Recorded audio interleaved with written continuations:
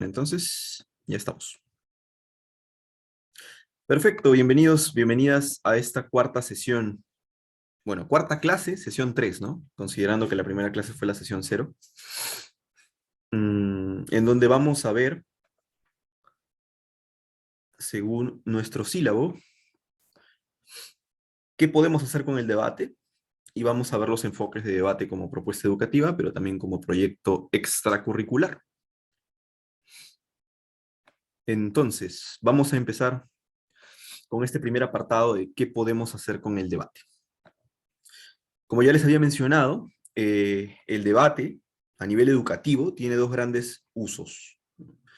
Incorporarlo a la parte de la propuesta educativa, que es lo que vamos a desarrollar a profundidad en este bloque que viene. Y cuando lo incorporemos a la propuesta educativa, podemos incorporarlo en su totalidad con un formato como estrategia de enseñanza-aprendizaje, o si es que no nos da tiempo para el formato, incorporar algunos elementos como estrategia de enseñanza-aprendizaje, o también, ¿no? Si no es dentro del contexto de un aula en una clase, podemos incorporarlo como taller obligatorio. Bueno, eso normalmente lo he visto en colegios privados, ¿no? En donde se les permite tener un bloque de talleres opcionales, ¿no? En donde ellos, pues, incorporan el debate en su propuesta curricular. No vamos a profundizar porque les estoy dando un panorama general, luego vamos a pasar con la profundización más exhaustiva. Y lo otro, cuando hablamos de debate como proyecto extracurricular, vamos a ver que podemos enfocarlo como una actividad competitiva o como una actividad no competitiva. Como una actividad competitiva, bajo la lógica de incorporar una selección de debate que represente al colegio en ciertos torneos, ¿no? Encuentros amistosos de debate fuera del colegio. Como actividad no competitiva, solamente un taller de formación, pero un taller libre, un taller extracurricular, como su mismo nombre indica. O también podemos mezclar la selección y el taller de debate y tener una sociedad o club, ¿no? Insisto en que esta parte es muy genérica porque ya paso a paso durante toda esta sesión vamos a ir desarrollando todos esos conceptos. Entonces vamos a partir de la propuesta de implementación de debate ¿no? Como parte del proyecto educativo de la institución. ¿Qué se puede hacer allí? Yo les decía que se puede trabajar como estrategia de enseñanza-aprendizaje, incorporar algunos elementos del debate como estrategia de enseñanza-aprendizaje, o tener un taller obligatorio. Tener un taller obligatorio simplemente consiste en lo siguiente. Hay instituciones educativas que tienen como parte de su propuesta en secundaria un taller de debate que llevan todos los estudiantes. Les pongo un ejemplo. El Colegio San Agustín de Lima, en cuarto de secundaria, si no me equivoco, todos los estudiantes que pertenecen al colegio, tercero o cuarto, llevan debate. Pero ese taller de debate no es un taller para que compitan, no es un taller para que representen al colegio. Es un taller que forma parte, ¿no?, de la propuesta educativa de la institución y está orientado en promover habilidades blandas.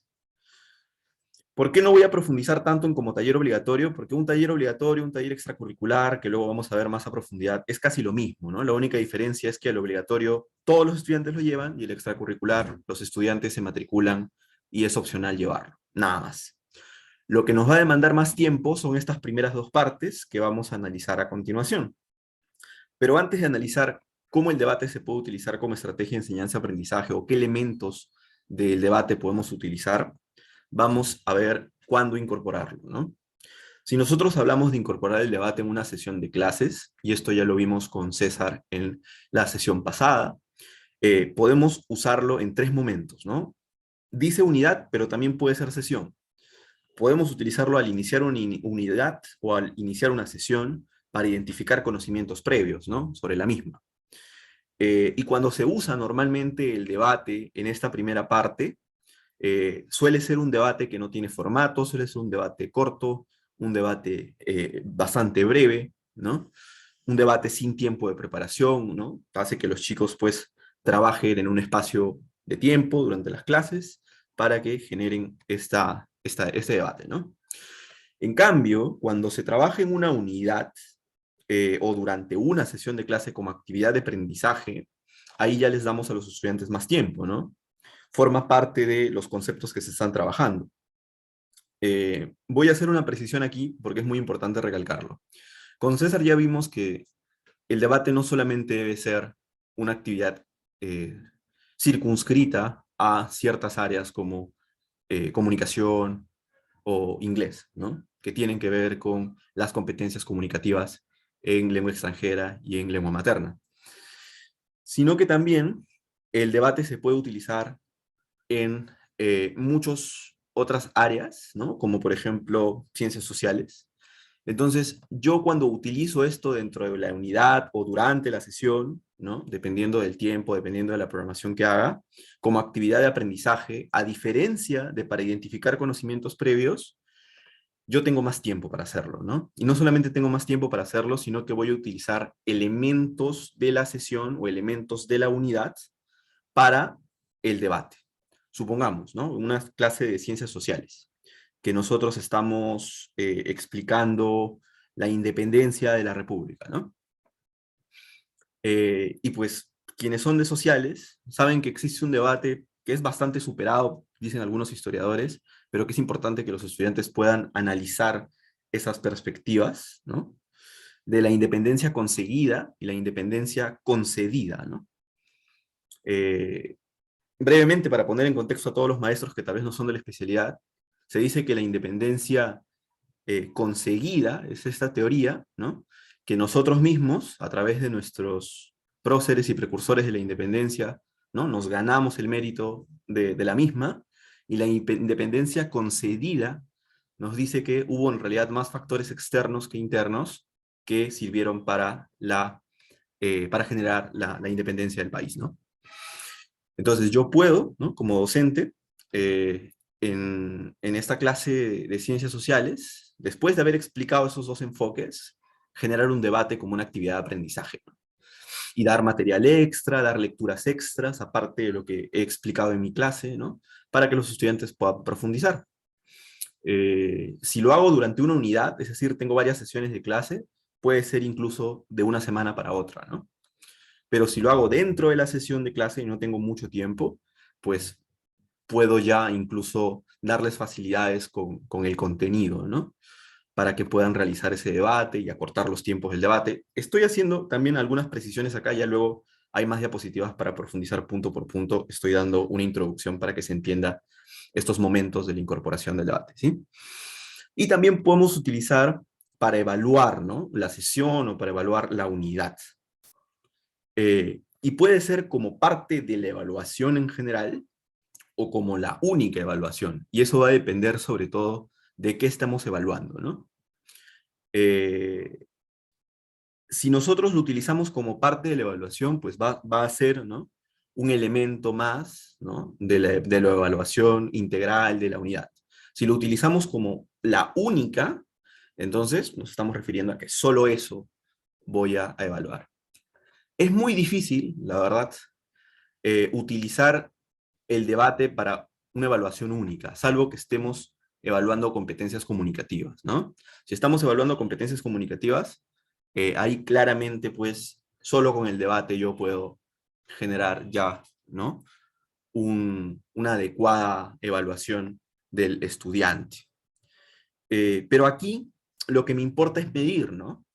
Eh, si yo lo hago como actividad de aprendizaje o al identificar conocimientos previos, claramente puedo estar, ¿no? Trabajando con listas de cotejo, con rúbricas, como parte de la formación permanente, de la evaluación permanente, pero cuando yo evalúo, pues estamos hablando de que eso va a ser lo importante. Lo importante va a ser que al estudiante yo le voy a evaluar sobre lo trabajado durante las sesiones o durante las unidades anteriores. Esas son las diferencias, ¿no?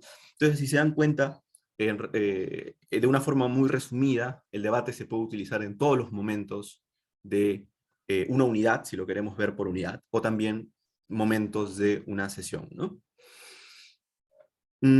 ¿Y cómo lo hacemos? Ahora ya vamos a pasar a ser más específicos, a dar pautas, a dar algunos ejemplos o casos específicos que pueden servirles a ustedes como especialistas para recomendar a los docentes de su jurisdicción. Podemos hacerlo de cuatro maneras. Podemos hacer un debate con el formato mundial de colegios, que les vamos a explicar, sin modificar nada. Podemos hacer debate modificando elementos del formato mundial de colegios, el formato WSDC. Podemos utilizar otros tipos de formato, ¿no? No necesariamente tiene que ser ese WSDC.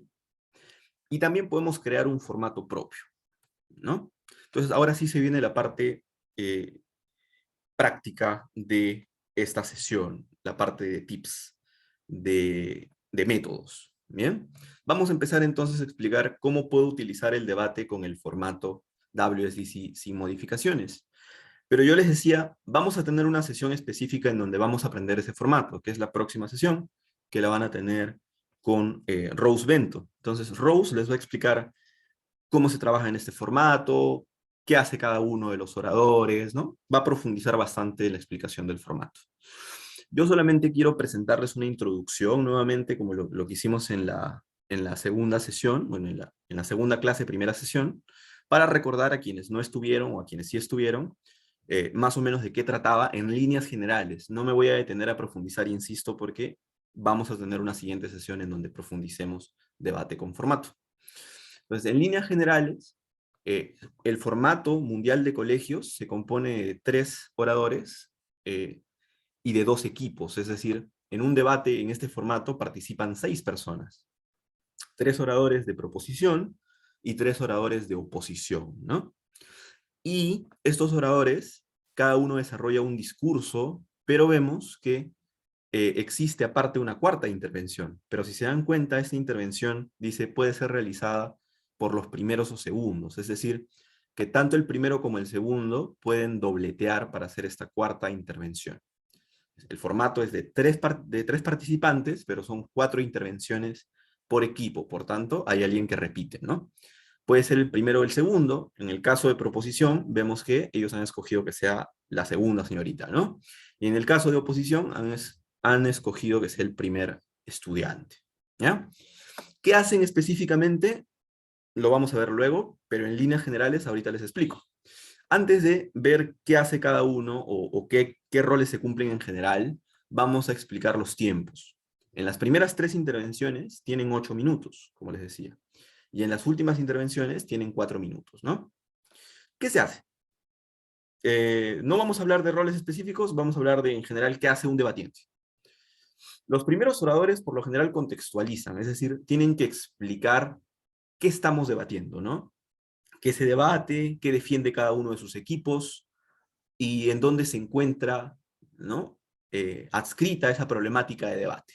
Les pongo un ejemplo. Si nos encontramos debatiendo sobre la bicameralidad parlamentaria, ¿no? Esta cuestión de si es que nuestro Congreso debería tener una Cámara de Diputados y una Cámara de Senadores, 2 cámaras, tengo que contextualizar. ¿Qué es contextualizar? Explicar cómo se encuentra, ¿no?, esa situación de la bicameralidad en el Perú. ¿Qué podría decir ahí?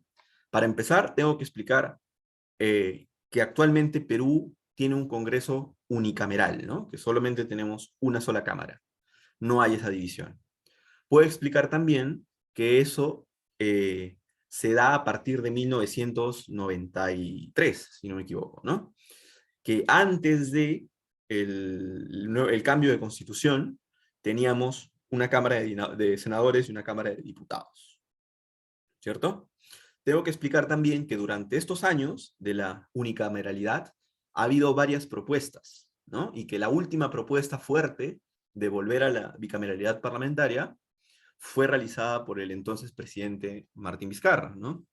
Pero pues al final se echó atrás, ¿no? Esa propuesta. Y que durante todo ese tiempo nunca se ha aprobado. Entonces, ¿qué estoy haciendo? Si se dan cuenta, no estoy argumentando. Lo que estamos haciendo es explicar el contexto de esta problemática, ¿no? Entonces los oradores contextualizan. ¿Pero es lo único que hacen los oradores en un debate? No, los oradores claramente argumentan, ¿no? ¿Qué es argumentar? Argumentar es defender, ¿no?, una postura de una moción o tesis de debate a través de argumentos. ¿Qué son los argumentos? Los argumentos son proposiciones lógicas estructuradas, ¿no?, que sirven para sustentar una afirmación. Vamos a encontrar en cualquier libro de lógica que nosotros revisemos, lógica proposicional, que su estructura más básica es conclusión y premisas, ¿no? y que el modelo más básico de debate, como les decía César, es ARE, afirmación, razonamiento y evidencia. Eso ya lo van a ver con Rose, la clase del viernes. El viernes con Rose vamos a aprender el formato de debate, vamos a aprender un poco de argumentación también, el día de mañana, ¿no? Entonces va a estar esta clase cubierta. Acá solamente estoy dando líneas generales. Pero argumentar no es lo único que se hace. Yo como debatiente, ¿no? No solamente tengo que defender mi postura, sino que tengo que atacar la postura contraria. Yo no solamente tengo que defender, supongamos, estar a favor de una dieta vegana, sino que tengo que explicar por qué no debemos estar o por qué no debemos tener una dieta, ¿no?, omnívora, si es que estuviera en ese debate del veganismo. Y para poder contraatacar, para poder rebatir la postura del orador contrario, el equipo contrario, yo hago un ejercicio de refutación, ¿no? Y cuando hablamos de refutación, según diversos autores, por ejemplo, Copy y Cohen solamente utilizan la palabra refutar, ¿no? Pero hay otros oradores, o hay otros, perdón, académicos de la lógica que utilizan la división entre refutación y contraargumentación, ¿no?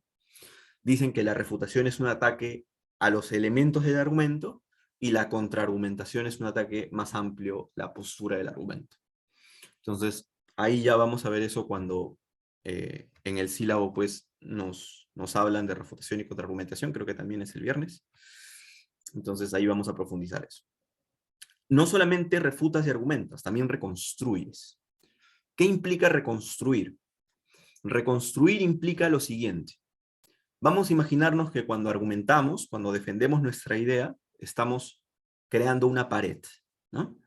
Yo creo una pared y cada ladrillo, ¿no?, son proposiciones lógicas que van estructurando mi argumento. Entonces, argumentar es crear una pared. Y cuando refutan, ¿no?, vamos a imaginarlo así como el cuento de los tres chanchitos, que viene alguien y sopla eso, ¿no? Trata de derrumbar, en este caso, no sé, viene con una comba, con un pico. Refutar es derrumbar esas ideas, ¿no?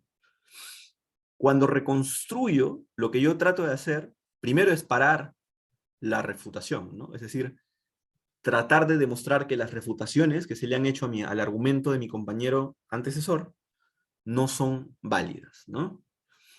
Y volver a poner esos ladrillos, es decir, agregarle más premisas, agregarle más ideas, más afirmaciones, más ejemplos a mi argumento.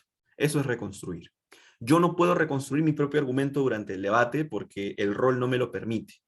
Lo que puedo hacer es reconstruir argumentos que se han dicho antes. Entonces yo reconstruyo los argumentos de mis compañeros, ¿no? Eso hago. Contextualizo, es decir, explico cómo se encuentra la problemática del debate, argumento, doy razones por las cuales defiendo mi postura, refuto, es decir, explico por qué los argumentos del equipo contrario son lógicamente inválidos, no están bien, son falaces, ¿no? Reconstruyo, es decir, una vez que a los argumentos que ha hecho mi compañero anterior los han refutado, yo los ayudo, los apoyo, ¿no? Y concluyo. Va a haber un rol que va a hacer la síntesis del debate. Tiene que explicar en comparativa qué equipo ha sido mejor y por qué razones el equipo tiene que ganar el debate. ¿Cómo se hace? Insisto, no es parte de esta sesión, ¿no? Hay una sesión específica para eso en donde se explica cada orador qué hace, cada cosa, ¿no? Pero solamente quería mostrarles qué hacen los oradores para poder entender luego cómo yo puedo utilizar este formato, ¿no? Entonces, muchas veces, cuando un maestro aprende el formato WSDC, el Mundial de Colegios, lo primero que dice es que el formato, ¿no?, dura mucho. ¿Por qué? Porque recuerden que cada orador tiene 8 minutos, los 6 primeros, y los últimos tienen 4 minutos. Entonces, si yo multiplico, ¿no?, 8 por 6, no más 8, ¿no?, nos da casi una hora. Entonces, una hora solamente para hacer que participen 6 personas en un contexto de clases es mucho, ¿no? Imagínense, si yo tengo un salón de clases con 30 personas, ¿no? Y quiero hacer un debate de 6, ¿no? Entonces son 5 equipos, y si son 5 equipos son 5 horas, me pasaría 5 horas solamente escuchándolos, ¿no? Es más, y digo que dura una hora sin intervenciones, ¿no? Porque si es que yo luego quiero hacer una retroalimentación y todo, va a durar alrededor de hora y media. Entonces es mucho. Eso es la primera crítica que se hace. También la primera crítica que se le hace a utilizar el formato sin ninguna modificación es que solo permite la participación de pocos alumnos, ¿no? Nos hemos dado cuenta cómo solo hay 6 estudiantes. Y también, pues, el tiempo, ¿no? No hay tiempo para hacer que todos los estudiantes debatan. Y no sería justo tener a algunos debatiendo y a los otros sin hacer nada, ¿no? Entonces, ¿qué podemos hacer para utilizar el formato en clases sin ninguna modificación? Luego vamos a ver ya las diversas modificaciones, ¿sí? Pero ahorita vamos a hablar de cómo utilizar el formato que les he hablado previamente, del que ya vamos a profundizar luego, pero sin modificaciones. ¿Qué tengo que hacer? Lo primero, estrategia uno, ¿no? Sin modificar los formatos, así, tenerlo con sus 8 minutos, en los 6 primeros discursos, 4 minutos, para que participen 6 personas, ¿no? Se puede decidir por sorteo quiénes serán los 6 estudiantes que debatirán, ¿ya? O sea, escojo a 6 que debatan de los 30 de la clase, de los 40 de la clase. ¿Pero qué hago con el resto? ¿Los dejo sin hacer nada? No, ¿no? Al resto los voy a evaluar o les voy a pedir que hagan las siguientes actividades. Les puedo pedir a los demás que realicen un resumen escrito, ¿no? de el debate que están viendo, pero si estoy evaluando competencias orales, puedo pedirle que realicen un resumen oral, es decir, que me expliquen, ¿no? en un video de 5 minutos, 7 minutos, 8 minutos, qué se trató en el debate. ¿No? De esa manera yo ya como le pido un resultado del debate, le estoy pidiendo un entregable después de ver el debate, estoy comprometiendo al estudiante a que esté atento, ¿no? Y también desarrolla esas habilidades que yo quiero. Si es que me interesa más el contenido, le puedo pedir un resumen escrito.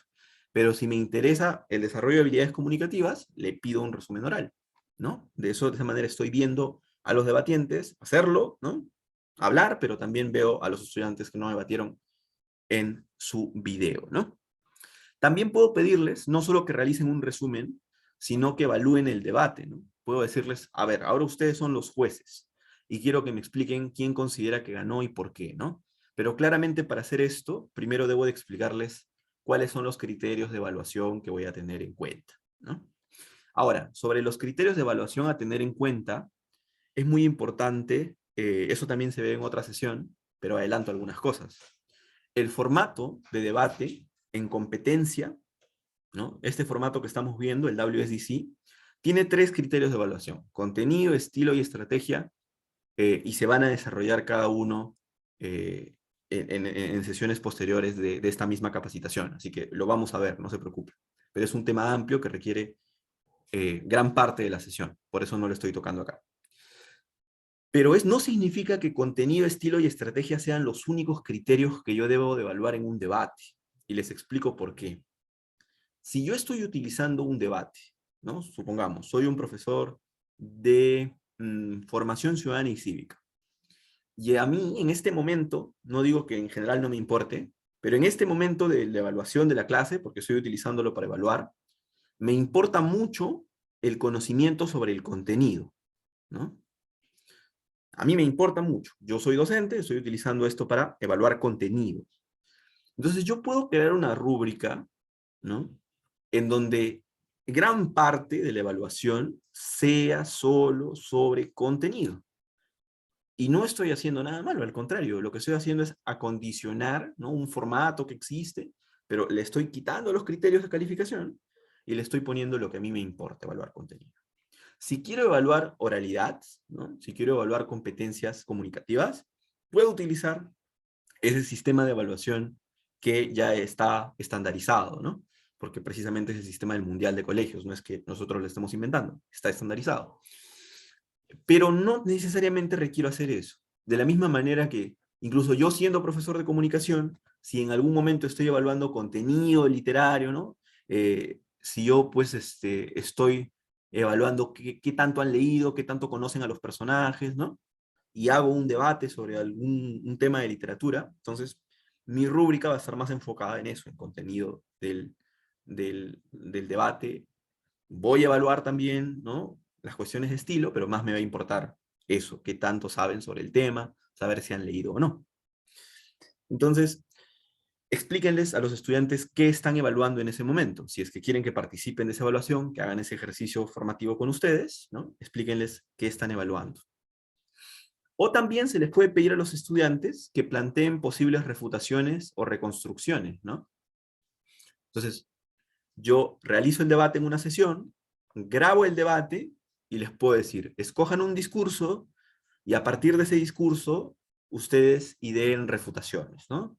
O ideen cómo reconstruir el caso del segundo orador, o cómo reconstruir el discurso del tercer orador, o qué hubiesen dicho ustedes en vez de este equipo. Entonces hago que sea partícipe del debate, pero después de que ha sucedido el debate, ¿no?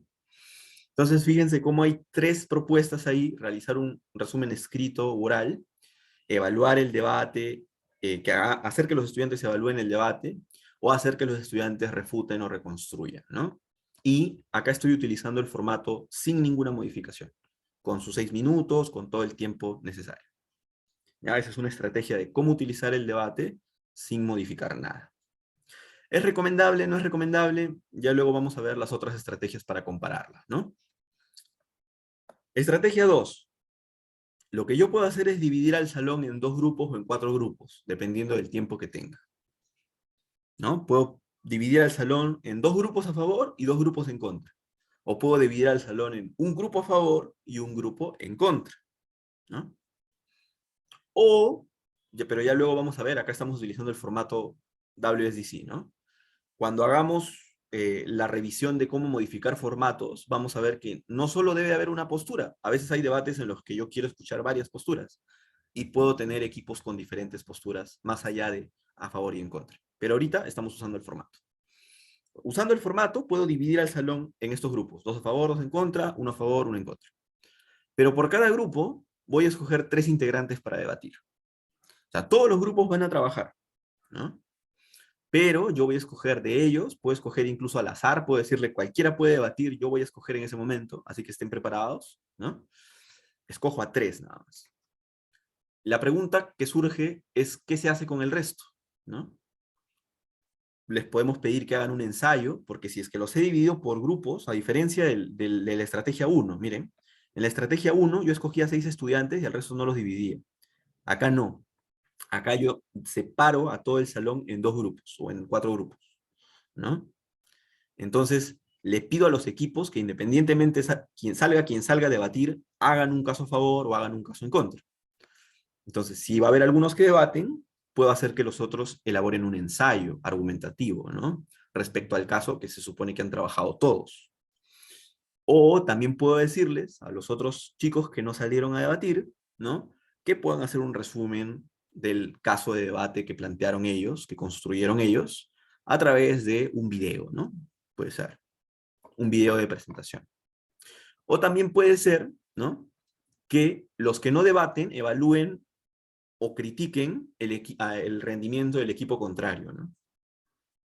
Entonces están debatiendo 3 versus 3, pero los otros están creando, ¿no?, a través de algún ensayo escrito o algún resumen de video, ¿no?, la crítica al equipo contrario, incluso la crítica a su propio equipo, ¿no?, ¿qué hubieran hecho ustedes mejor? Entonces, de esa manera yo tengo participando a todos, ¿no? Hago una actividad, respeto el formato, pero los tengo participando a todos los estudiantes. Eso puedo hacer. Pero va a haber momentos en los que yo no puedo, o simplemente no me conviene, no creo que sea la estrategia conveniente mantener el formato, y en esos casos yo tengo que modificar el formato, ¿no? Ahora ya vamos a hablar de qué le podemos quitar, qué le podemos agregar al formato, qué podemos hacer, ¿no?, con este formato que vamos a aprender en la siguiente sesión. Entonces, primero, hice un resumen del formato para explicar esto, que hay elementos que son indispensables en un debate. Hay elementos que yo no puedo quitar, porque si es que quito estos elementos, ya no se convierte en un debate.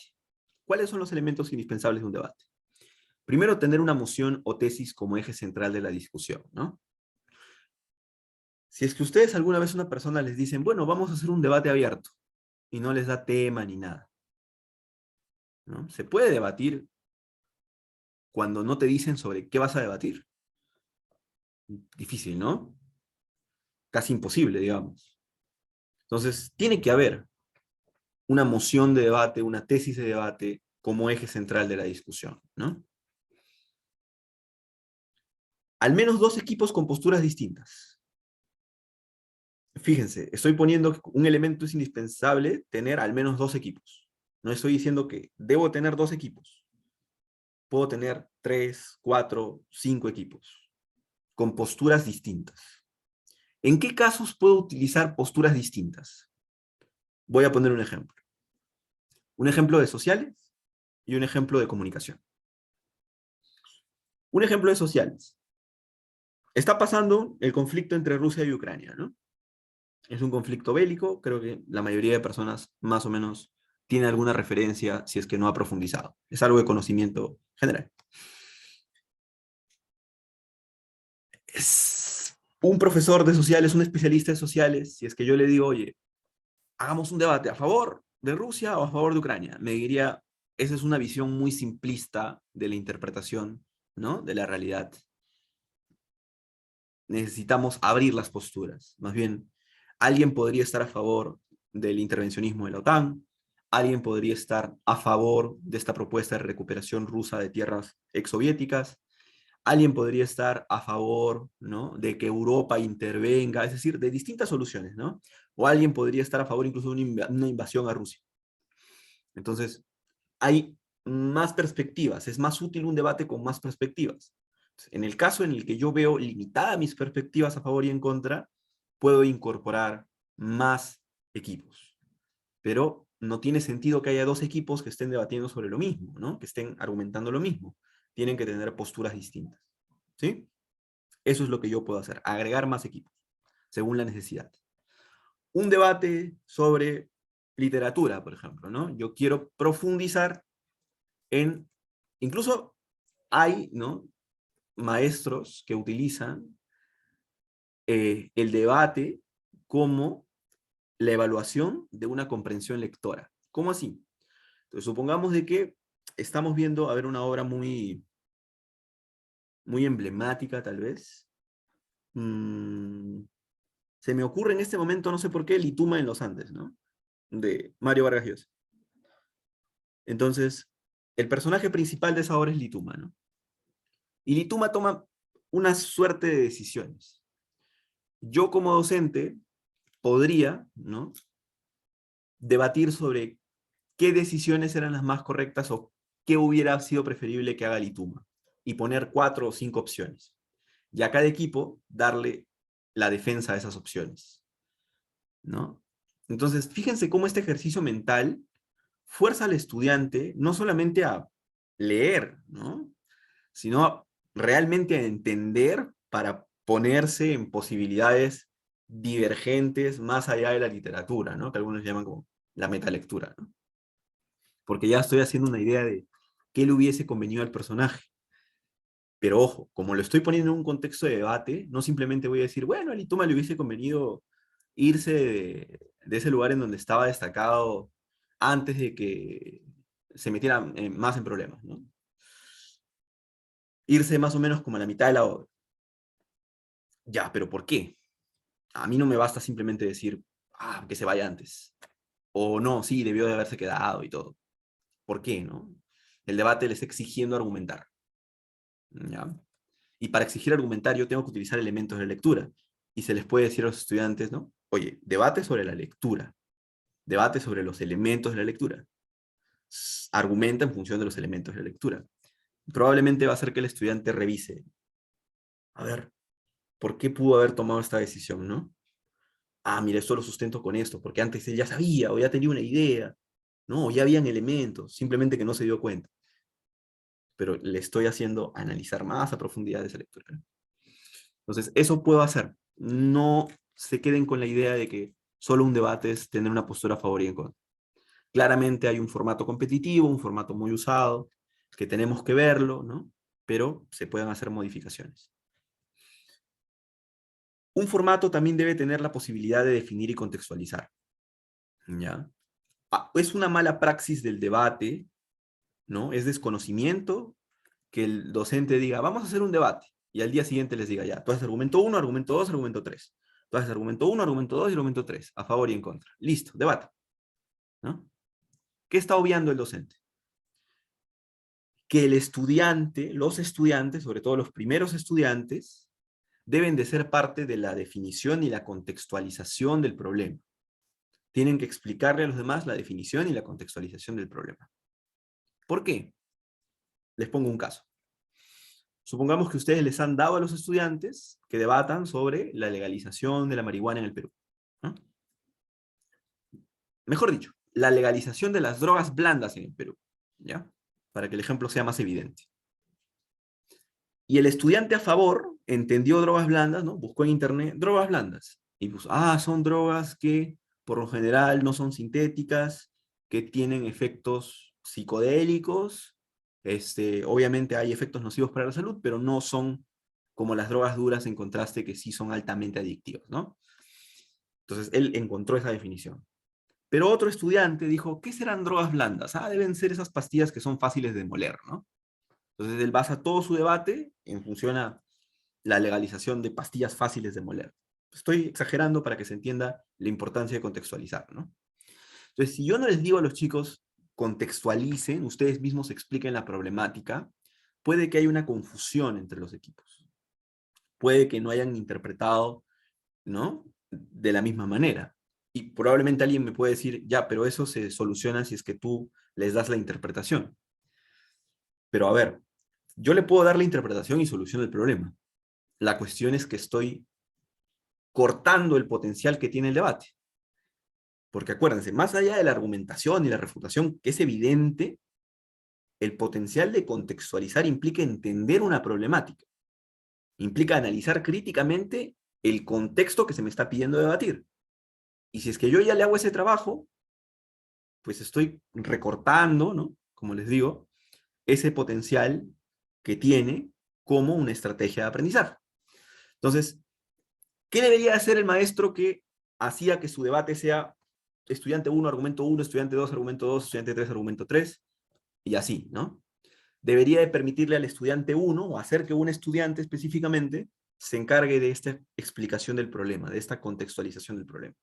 Y así se soluciona esta cuestión. Entonces, siempre que hagan debate, que se defina y se contextualice, ya sea que lo hagan ustedes, o ya sea que lo hagan los estudiantes. Y como les digo, es importante que lo hagan los estudiantes, ¿no? Es lo recomendable. También debe haber la posibilidad de contestar al equipo contrario. Y esto es algo importante y eso es algo que a veces cuando se utiliza el debate sin conocimiento, se olvida, ¿no? Les pongo este ejemplo de 3 versus 3 porque lo he visto, ¿no? ¿Qué pasa cuando yo le digo 3 estudiantes, 3 argumentos versus 3 estudiantes, 3 argumentos en contra? Y hago que cada uno exponga sus argumentos. Lo que estoy haciendo es que le estoy quitando la posibilidad de que los estudiantes interactúen entre sí. Pero, Dante, ¿cómo es que este formato que tú me estás explicando permite la interacción entre sí? Si aquí también veo que hay uno a favor, uno en contra, uno a favor y uno en contra. Porque existe, ya vamos a ver, como les digo en la sesión siguiente, existe una intervención que se llama punto de información. Y el punto de información, mientras un orador habla, es la interrupción que le puede hacer un orador del equipo contrario. Es decir, mientras yo hablo, un orador del equipo contrario puede levantar la mano y puede decirme punto de información. Y puede hacerme una pregunta, o puede hacerme una aclaración, o puede hacerme una pequeña refutación en ese momento, mientras yo hablo. Entonces, fíjense cómo este formato sí propicia esa interacción. Incluso hay otro formato que se llama Karl Popper, ¿no? No hay tiempo para poder explicarlo en el programa, pero si quieren profundizar sobre distintos formatos de debate, yo genuinamente les aconsejo que vayan a la página de la Liga, ¿no? De la Liga Peruana de Debate Escolar. Ahorita les paso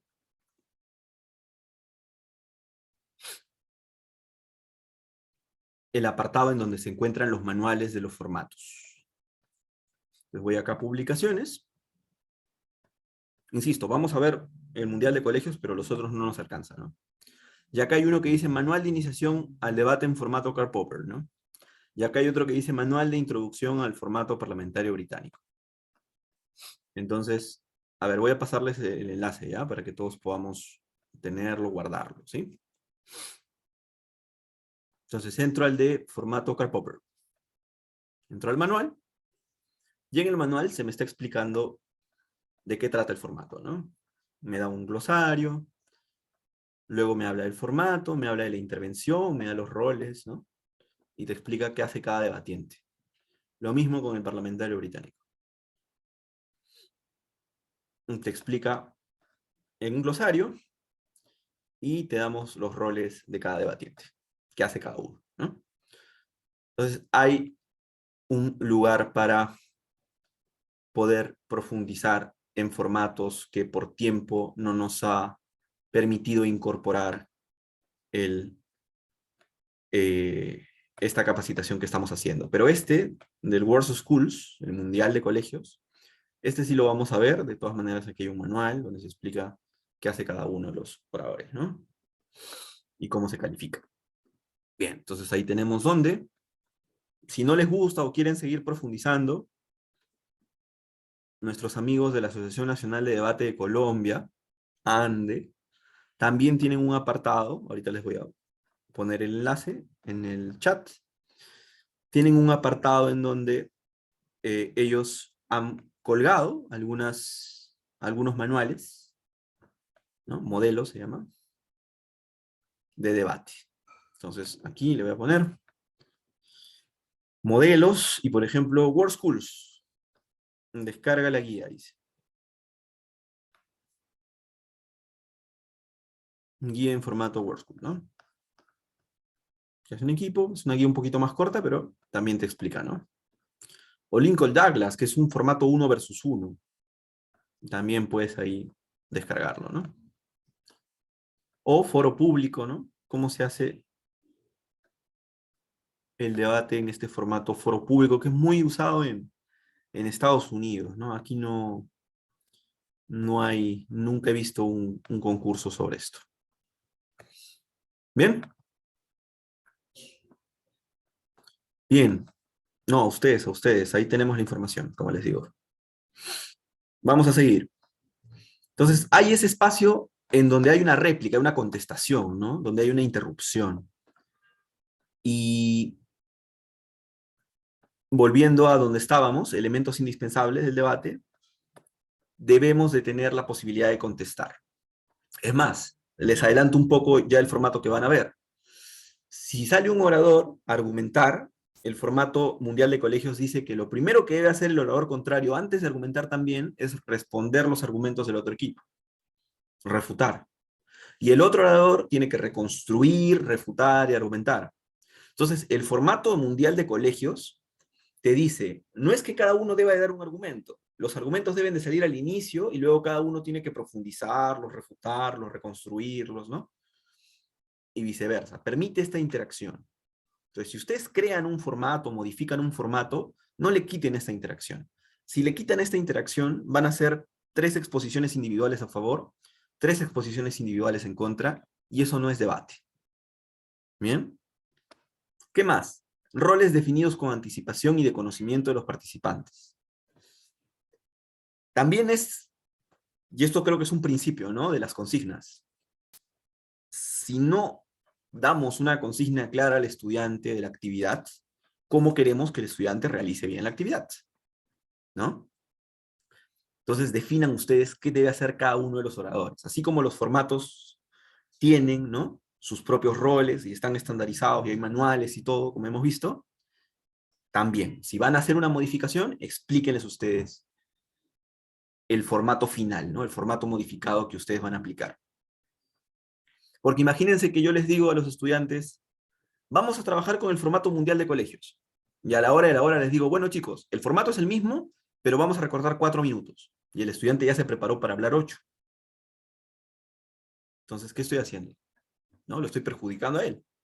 Y es totalmente justo que el estudiante me diga, pero profe, usted me dijo 8 minutos y yo me preparé por 8 minutos. ¿No? O que le diga, Ya, pero ahora van a participar 6 personas. Entonces se prepararon 3 y ahora estoy exigiendo que se metan 3 personas más al formato, que no se prepararon en ese momento. Y no les avisé. No les dije, pueden salir 3 o 6. Entonces yo estaría dando una consigna, ¿no?, poco clara, que podría traer problemas de interpretación y de realización de la actividad.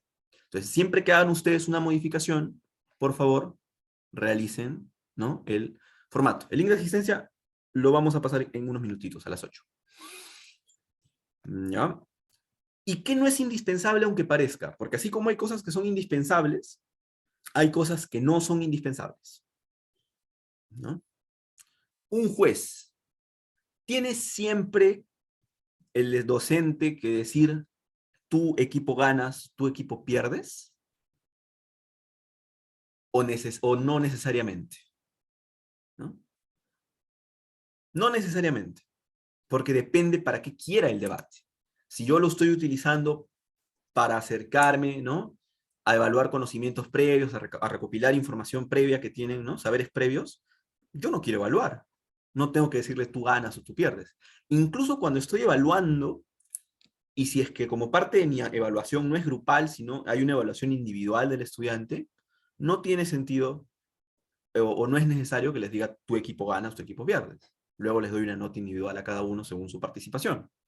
Entonces, no siempre un debate debe tener un juez, ¿no? Criterios de evaluación tampoco, no siempre debe tener un debate criterios de evaluación, como les digo. Sobre todo cuando uso el debate como un detonador de saberes previos, lo único que me interesa es sondear a los estudiantes qué tanto conocen sobre el tema. No necesito tener una rúbrica específica, ¿no?, de cómo evaluar el debate. No necesariamente, ya vimos, tienen que ser 2 equipos, pueden ser más. No necesariamente un debate tiene que tener un tiempo de preparación extenso. Puedo trabajarlo en una sesión de clase con 30 minutos de preparación, 20 minutos de preparación. ¿De qué va a depender esto? De la complejidad del tema, de la extensión del tema también, del formato, si los alumnos ya conocen, si es la primera vez trabajando, si no es la primera vez trabajando, pero no necesito darles 2 semanas de anticipación, 1 semana de anticipación. Puedo hacerlo allí, ¿no? Tampoco se necesita, y esto es algo que vamos a ver ya también luego, hay modelos argumentativos, ¿no?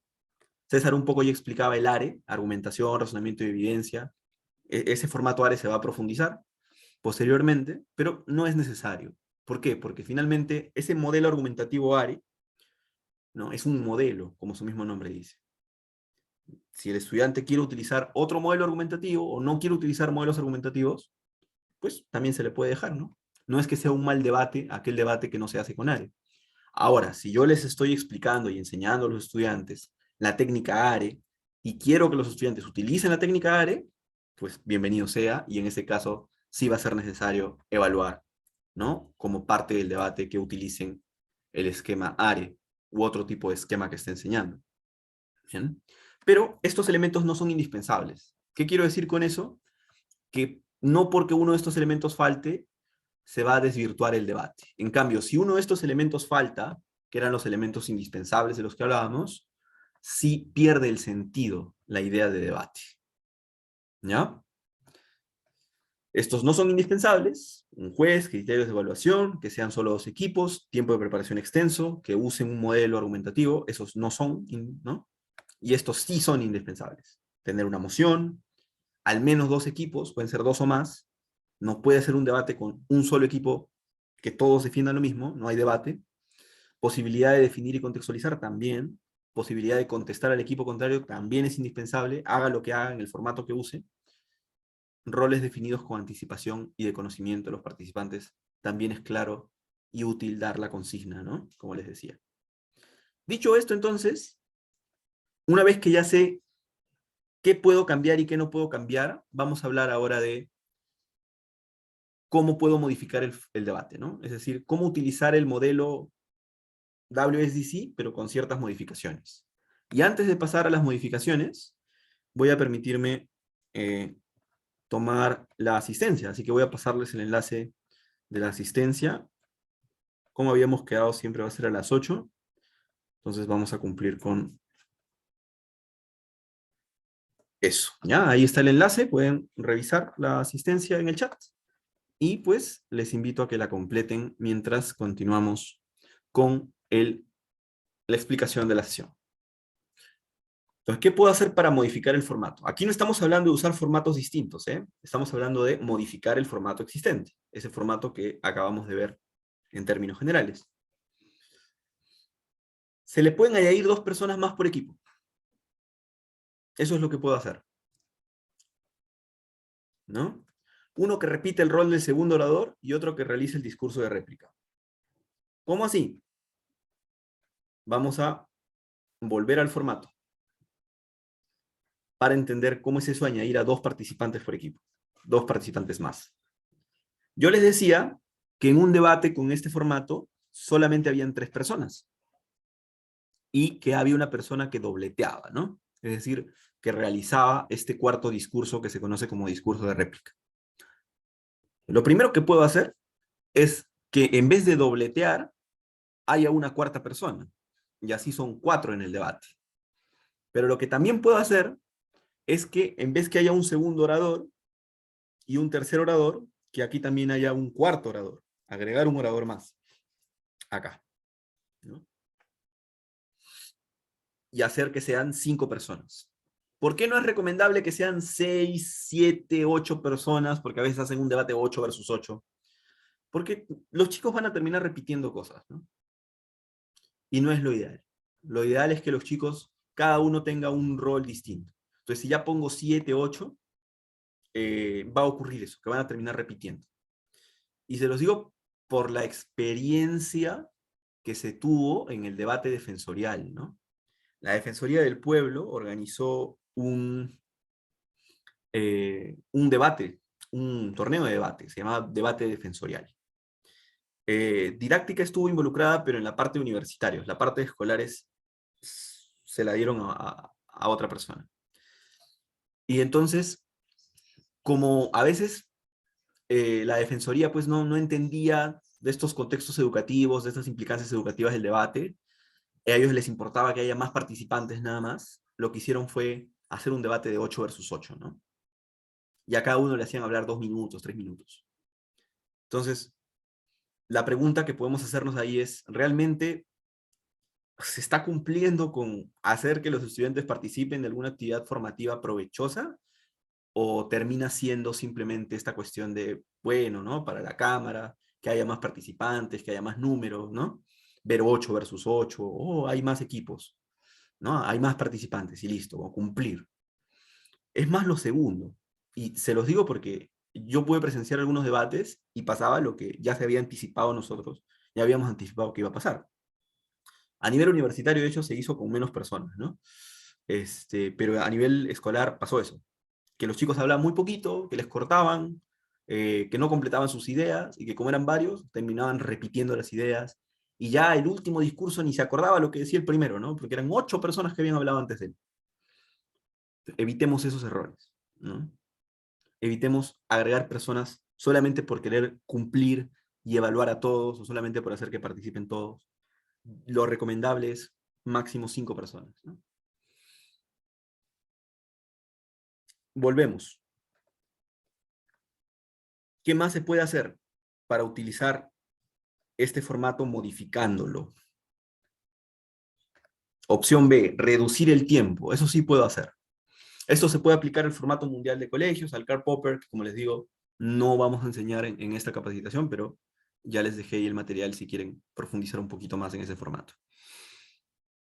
¿Qué hago? En vez de que sean 8 minutos, puedo reducirlo a 6, puedo reducirlo a 4 minutos, ¿no? Entonces ahí hay una reducción interesante, ¿no? 4, 4, 4, 3. ¿Por qué 3 y no 2? Si se supone que el otro era 8, 8, 8, 2. 8, 8, 8, 4, ¿no? El formato real es 8, 8, 8, 4. ¿Por qué este sería 4, 4, 4, 3? Porque al último, ¿no? Es muy poco que hable 2 minutos. Muy poco. Solamente le reduzco un tiempo, nada más. Eso puedo hacer. Y mantener todo, lo único que cambio es que le reduzco tiempo, ¿no? Acá dice el... Ahí está. reducir más de 4 minutos, está bien. Y los otros solo reducir 1 minuto, ¿no? A 3. Eso puede hacer, reducir el tiempo. Y la opción C también puede ser incluir la intervención del público. ¿Cómo así? Ya, yo quiero mantener el formato, pero puedo hacer que los puntos de información, esas interrupciones que les decía que habían, los pueda hacer el público. O los pueda hacer el mismo profesor, ¿no? O que en los interrogatorios, ¿no? En el Karl Popper tiene un apartado de interrogatorios, a hacer que entren otras personas del público, ¿no? ¿Y tengo que hacerlo por separado estas modificaciones o puedo juntar, puedo combinar modificaciones? Puedes combinar modificaciones, puedes agregar a 5 personas, puedes reducir el tiempo a 4, puedes hacer todo eso y permitir que haya otros participantes también interactuando con los equipos de debate. Se puede hacer todo, ¿no? Pero son 3 opciones de cómo modificar el formato, pero mantenerlo, ¿no? De alguna manera, no estamos creando un nuevo formato. Pero va a haber momentos, va a haber situaciones en las que ya ni siquiera el formato me sirve. Y ahí tengo que aplicar la tercera opción, ¿no? ¿Cuál es la tercera opción? Utilizar otro tipo de formatos. Ya no quiero el WSDC, el Karl Popper, en donde los dos eran un equipo versus un equipo. Quiero usar otro tipo de formatos, porque mi clase demanda eso. ¿Qué puedo hacer? Puedo hacer una mesa redonda, ¿no? Pero a ver, yo sé que esta estrategia de mesa redonda no es una estrategia nueva. Y es más, puede haber o puede suceder que uno haga una mesa redonda sin necesariamente que ocurra un debate, ¿no? Simplemente hago que el panel dé sus intervenciones, si nunca se cruzan, si nunca hay una réplica, si nunca hay esta interacción, puedo hacer yo una mesa redonda sin que sea debate. Pero aquí lo que estamos haciendo es adecuar ese formato conocido de mesa redonda a debate. ¿Y cómo yo hago que esto sea debate? Pues que cada integrante o que cada equipo, porque ojo, en la mesa redonda puede haber un representante, pero pueden tener a todos sus equipos detrás, ¿no? A cada uno le voy a permitir no solamente que hable sobre su postura o sobre la idea que defiende, sino también voy a incorporar espacios para la réplica. Es decir, supongamos, ¿no? Mesa redonda de 4 equipos que defienden 4 propuestas de solución distintas sobre un determinado problema. El equipo A habla, pero mientras él habla, le puedo permitir la interrupción de los otros equipos. Eso puedo hacer. O el equipo habla, y después de que este equipo hable, se somete a un interrogatorio de los demás miembros del equipo, ¿no? Entonces, fíjense cómo estoy utilizando el concepto de mesa redonda, pero estoy añadiendo estos elementos del debate que les decía que tienen que existir. Una posibilidad de réplica, ¿no? Y puedo hacer incluso que haya un estudiante o 2 estudiantes que sean de moderadores de esa mesa redonda. Y esos estudiantes moderadores de la mesa redonda pueden ser los que contextualicen, ¿no? Los que hagan la introducción al problema que están debatiendo y expliquen cómo se encuentra esa problemática, ¿no? Entonces, como les digo, puedes trabajar la mesa redonda, pero con espacios de réplica, ¿no? El moderador, como les digo, puede ser un docente, también puede ser un estudiante, ¿no? Eso. No quiero hacer mesa redonda, no tengo tiempo para que los chicos puedan hacer una actividad en clase. Puedo dejarles, o quiero potenciar más que la competencia ¿no? de comunicativa oral, quiero la escrita. ¿Puedo trabajar un debate escrito? Claro que puedo trabajar un debate escrito. ¿Cómo se puede trabajar un debate escrito? El docente puede emparejar a los equipos y a los estudiantes, y el debate se desarrolla básicamente como un intercambio de cartas, ¿no? Es decir, ensayos argumentativos. El estudiante realiza un ensayo argumentativo a favor de por qué es ético la clonación humana, supongamos, y hay otro estudiante que está en contra y hace su argumento, y hace su ensayo en contra. Luego puedo cruzar ensayos. Los estudiantes que estuvieron a favor van a leer al azar las cartas de los estudiantes o los ensayos argumentativos de los estudiantes que estuvieron en contra y viceversa. Y ahora van a generar un nuevo ensayo argumentativo respondiendo a los argumentos de sus compañeros. Y luego puedo intercambiar otra vez las cartas. Y así. Ese juego puede dar pase a la aplicación de un debate escrito, ¿no? Es un debate escrito. ¿Por qué? Porque estoy permitiendo espacios de réplica, estoy permitiendo espacios de argumentación, estoy permitiendo espacios de contextualización, si les pido a los primeros que hagan ese contexto antes de argumentar, eh, porque estoy dando posturas, porque estoy debatiendo sobre el mismo tema. Todos esos elementos que les decía que son indispensables están presentes. Lo único que hemos cambiado es que ya no hablan, escriben, ¿no? Y esto se puede hacer incluso a través de cartas, ¿no? Yo he tenido la posibilidad de hacerlo incluso durante toda una unidad del taller que estaba llevando. Y durante toda esa unidad, cada 15 días intercambiaba ensayos. Y hacía que los estudiantes se puedan refutar, contraargumentar, ¿no? Esa es la idea. Entonces, sí es posible, se puede hacer. Y es una forma interesante. Debate abierto. Este es el debate probablemente que se hace de manera intuitiva, ¿no? Pero ahora que tenemos en cuenta cuáles son los elementos indispensables, lo vamos a poder hacer mejor. El docente propone la moción del debate, ¿no? Chicos, se viene una crisis alimenticia, ¿no? Eso es lo último que está, de las últimas noticias que está ocurriendo. Crisis alimenticia, alimentaria, que está advirtiendo la Organización de las Naciones Unidas. Se propone el tema y se pregunta, ¿no? ¿Qué saben primero de esta crisis? ¿Creen que Perú pueda sobrevivir a esta crisis? ¿Creen que Latinoamérica está preparada para esta crisis? Sí, no, ¿por qué? Participaciones de 2 minutos como máximo, ¿no? No hay equipos en este debate abierto, pero sí debo establecer reglas, ¿no? Por ahí un maestro decía, deben de establecerse reglas al inicio. Cuando estamos en clases, sí deben de establecerse reglas, ¿no? ¿Por qué? Porque si no, puede haber un estudiante que se tire los 6 minutos, 7 minutos hablando y pues me quita el tiempo de la clase. Entonces ya les digo desde un inicio, 2 minutos, chicos, como máximo de participación. Yo puedo ponerles un cronómetro para evitar ese tipo de cosas. Pero no es porque no quiero que haya un estudiante que hable, al contrario, quiero que todos hablen, ¿no? Quiero repartir ese tiempo entre los demás. ¿No? Algo que funciona bastante, que el estudiante que se anima a participar sea quien escoja al siguiente estudiante que va a participar, ¿no? De esa manera le digo, a ver, tú Juan, que acabas de intervenir, ¿de quién te gustaría escuchar su opinión? Ya, de María, ¿no? Y a María él le da el pase. Y así. Entonces, ¿cuál es el rol del docente en este debate abierto? Ir guiando, ¿no? Guiar que no se salgan del tema los chicos. Pero no estoy diciendo tú estás a favor, tú estás en contra, he separado las aulas, no. Todos están hablando y cada uno está diciéndome su opinión en función de ese tema. Y ni siquiera tiene que ser a favor o en contra, pueden ser diversas posibles situaciones de solución o diversas perspectivas de un tema, ¿no? Y también debo permitir réplicas, ¿no? Imagínense que Juan dice algo, ¿no?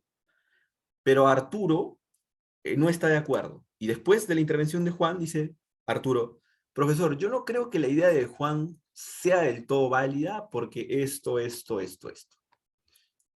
Naturalmente, si es que eso ocurre en el aula, lo que va a ocurrir es que Juan va a querer de nuevo responderle a Arturo. Y muchas veces uno dice, no, no quiero que se peleen, ¿no? Ya, no, otro, ya, que no responda Arturo, que responda otra persona. Pero le estamos quitando ese espacio de interacción, no estoy pidiendo opiniones. Si yo quiero generar un debate, debo de dar la posibilidad de réplica. Por eso les digo, debate abierto es algo que intuitivamente hacemos, pero ahora que conocemos reglas indispensables para la aplicación del debate, cuando nos encontremos con un Juan que dice algo y un Arturo que contradice, debemos de darle el derecho a réplica de Arturo. Lo que puedo hacer para evitar que solamente estos dos tipos hablen y acaparen la clase es poner un máximo de réplicas, ¿no? Entonces digo, ya, solo tienes derecho a una réplica. Entonces, Juan contesta y Arturo vuelve a contestar y ahí acaba el punto. Doy pase para que haya más, ¿no? Bien. Y por lo general, ¿cuándo uso este debate abierto? Cuando quiero cuando quiero introducir el debate, ¿no?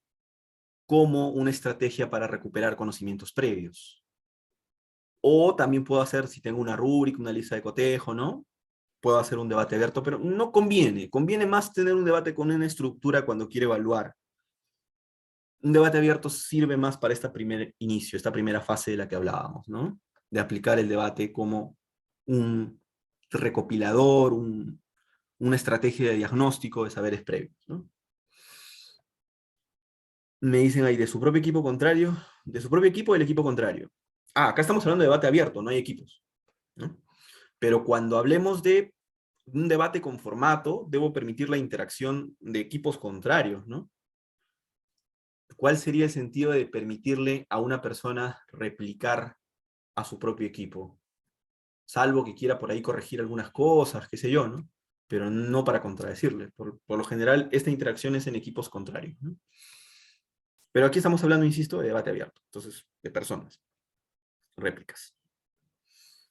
A ver, ¿qué más me dice en el chat? Relación, formato. No, no hay otra pregunta. Bueno, ahora ya entendí cómo aplicar el debate con el formato, sin ninguna modificación. Ya vimos cómo se pueden modificar. Ya vimos algunos otros tipos de formatos. ¿Puedo crear mi propio formato? Sí se puede crear un propio formato, ¿no? Pero debemos de respetar elementos esenciales del debate. ¿Cuáles eran los elementos esenciales? Los que yo les decía aquí, ¿no? Elementos indispensables. Porque si yo no respeto eso, estoy creando una bonita actividad de participación, ¿no? Pero un debate como tal no es. ¿Ya? Entonces, si yo quiero crear un formato de debate, debo de respetar esos criterios que les mostraba, ¿no? Y también yo puedo crear un formato de debate ajustándolo a mis necesidades, ¿no? Puedo ajustar, o debo, ¿no? Porque ¿cuál es la necesidad de crear un nuevo formato? ¿Para qué me estoy aventurando a hacer algo que puede ser complejo? Porque la realidad, la naturaleza, ¿no? De mi sesión de clases me impide utilizar todas las otras tres estrategias anteriores que les había mostrado. En ese caso lo creo, pero lo creo respetando estos elementos de debate. ¿Ya? Bueno, y esas han sido algunas reflexiones. Ah, claro, siempre las diapositivas sobre el comentario que acaban de hacer, siempre se comparten, siempre. Se les está enviando incluso a quienes no están presentes en la clase. A todos se les envía las diapositivas. Revísenlas, y si es que no encuentran las diapositivas o por alguna razón desconocida no pueden abrir las diapositivas que les llegan a sus correos, eh, entren al... eh, a ver, les comparto un segundo.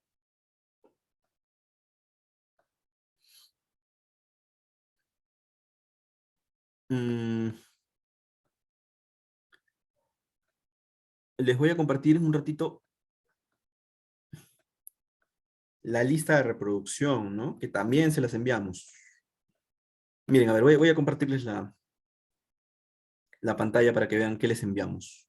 Por ejemplo, la sesión del 20, les enviamos la lista de reproducción. Entonces, cuando ustedes abren la lista de reproducción, ahí están todas las sesiones, ¿no?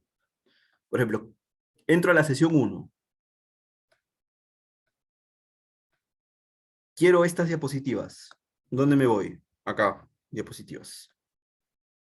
Y en todas las sesiones tienen las diapositivas. Todas. ¿Con todos los presentes? Todas, todas, todas. Todo está ahí. Y es información pública, ¿eh? No es solamente información para ustedes. Es información que si se quieren compartirlo a un colega que no logró inscribirse, o a un docente, o a un director de un colegio, es libre y gratis, ¿no? Eso, pero también, miren, les compartimos las diapositivas, ¿no? Siempre. Entonces allí, si no pueden abrirlas, entran a la misma lista de reproducción y ahí las van a encontrar, ¿sí? Me permito hacer ese apartado para luego continuar, ¿no? El caso del contexto del problema tema a tratar se debe dejar con tiempo, ejemplo 1 o 2 días antes, dependiendo, ¿no? Si es una actividad, si uso el debate como actividad de formación, a ver, vamos a recordar esto, ¿ya? Para responder esa pregunta, voy a recordar esto. Como les decía, ahí dice unidad, pero también yo la puedo entender muy bien y es útil como sesión, ¿no? Al iniciar una sesión, durante una sesión, para evaluar una sesión. ¿Cuándo conviene dejarles días de anticipación para que se preparen? Cuando es una evaluación o cuando es una actividad de aprendizaje. Al iniciar, no, porque el sentido del debate al iniciar es identificar saberes previos, ¿no? Entonces, no tiene mucho sentido. Pero en estos dos momentos, sí conviene, ¿no? Aquí sí deberíamos de darle un tiempo de anticipación. ¿Qué tiempo es prudente? De una semana para otro, diría yo, ¿no? Sobre todo si el debate es con formato, los alumnos tienen que hablar más de 5 minutos, ¿no? Una semana de anticipación es un tiempo suficiente. Sobre todo si es que estamos debatiendo sobre un tema, ¿no? En específico que ya se está desarrollando en clases. Bien, pero sí debo de darme un espacio para explicar el formato que voy a debatir, sea cual sea el formato en el que vamos a debatir, debo de darme un espacio para explicarlo en clases. Cosa que ahí resuelvo todas las dudas que tengan sobre el rol, ¿no? Muy bien. Entonces, esto es una apreciación de cómo utilizar en un contexto de clases.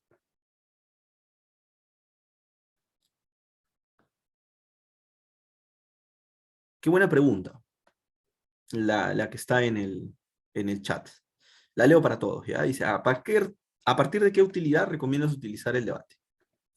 ¿Se puede utilizar el debate desde primaria? Sí. ¿A partir de qué edad? A partir de los 8 años. Pero el debate a partir de los 8 años va a ser totalmente distinto al debate de secundaria, ¿no? Recordemos los estadios de desarrollo, ¿no? Y es más, recordemos también eh, la capacidad cognitiva de los estudiantes, que justo se va desarrollando y pues es distinta, ¿no?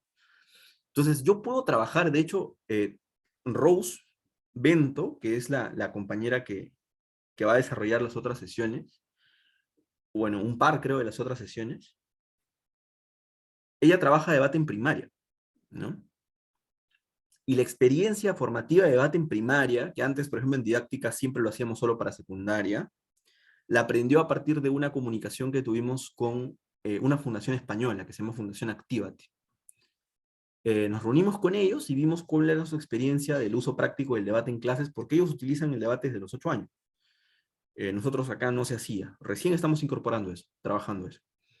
Y ellos nos explicaron qué modificaciones les habían hecho, ¿no? Por ejemplo, parte en temas de la cotidianidad, no permite que el formato sea lo suficientemente amplio. ¿Por qué? Porque no hay espacios de concentración, la concentración del estudiante a los 8 años es limitada, ¿no? Y recomendaban incluso que se evalúe, ¿no? Atención, que se evalúe razonamiento de los estudiantes, en donde nosotros queríamos hacer el debate como intervención educativa, finalmente, ¿no? Eso. Entonces, los españoles hacen eso, utilizan el debate desde los 8 años.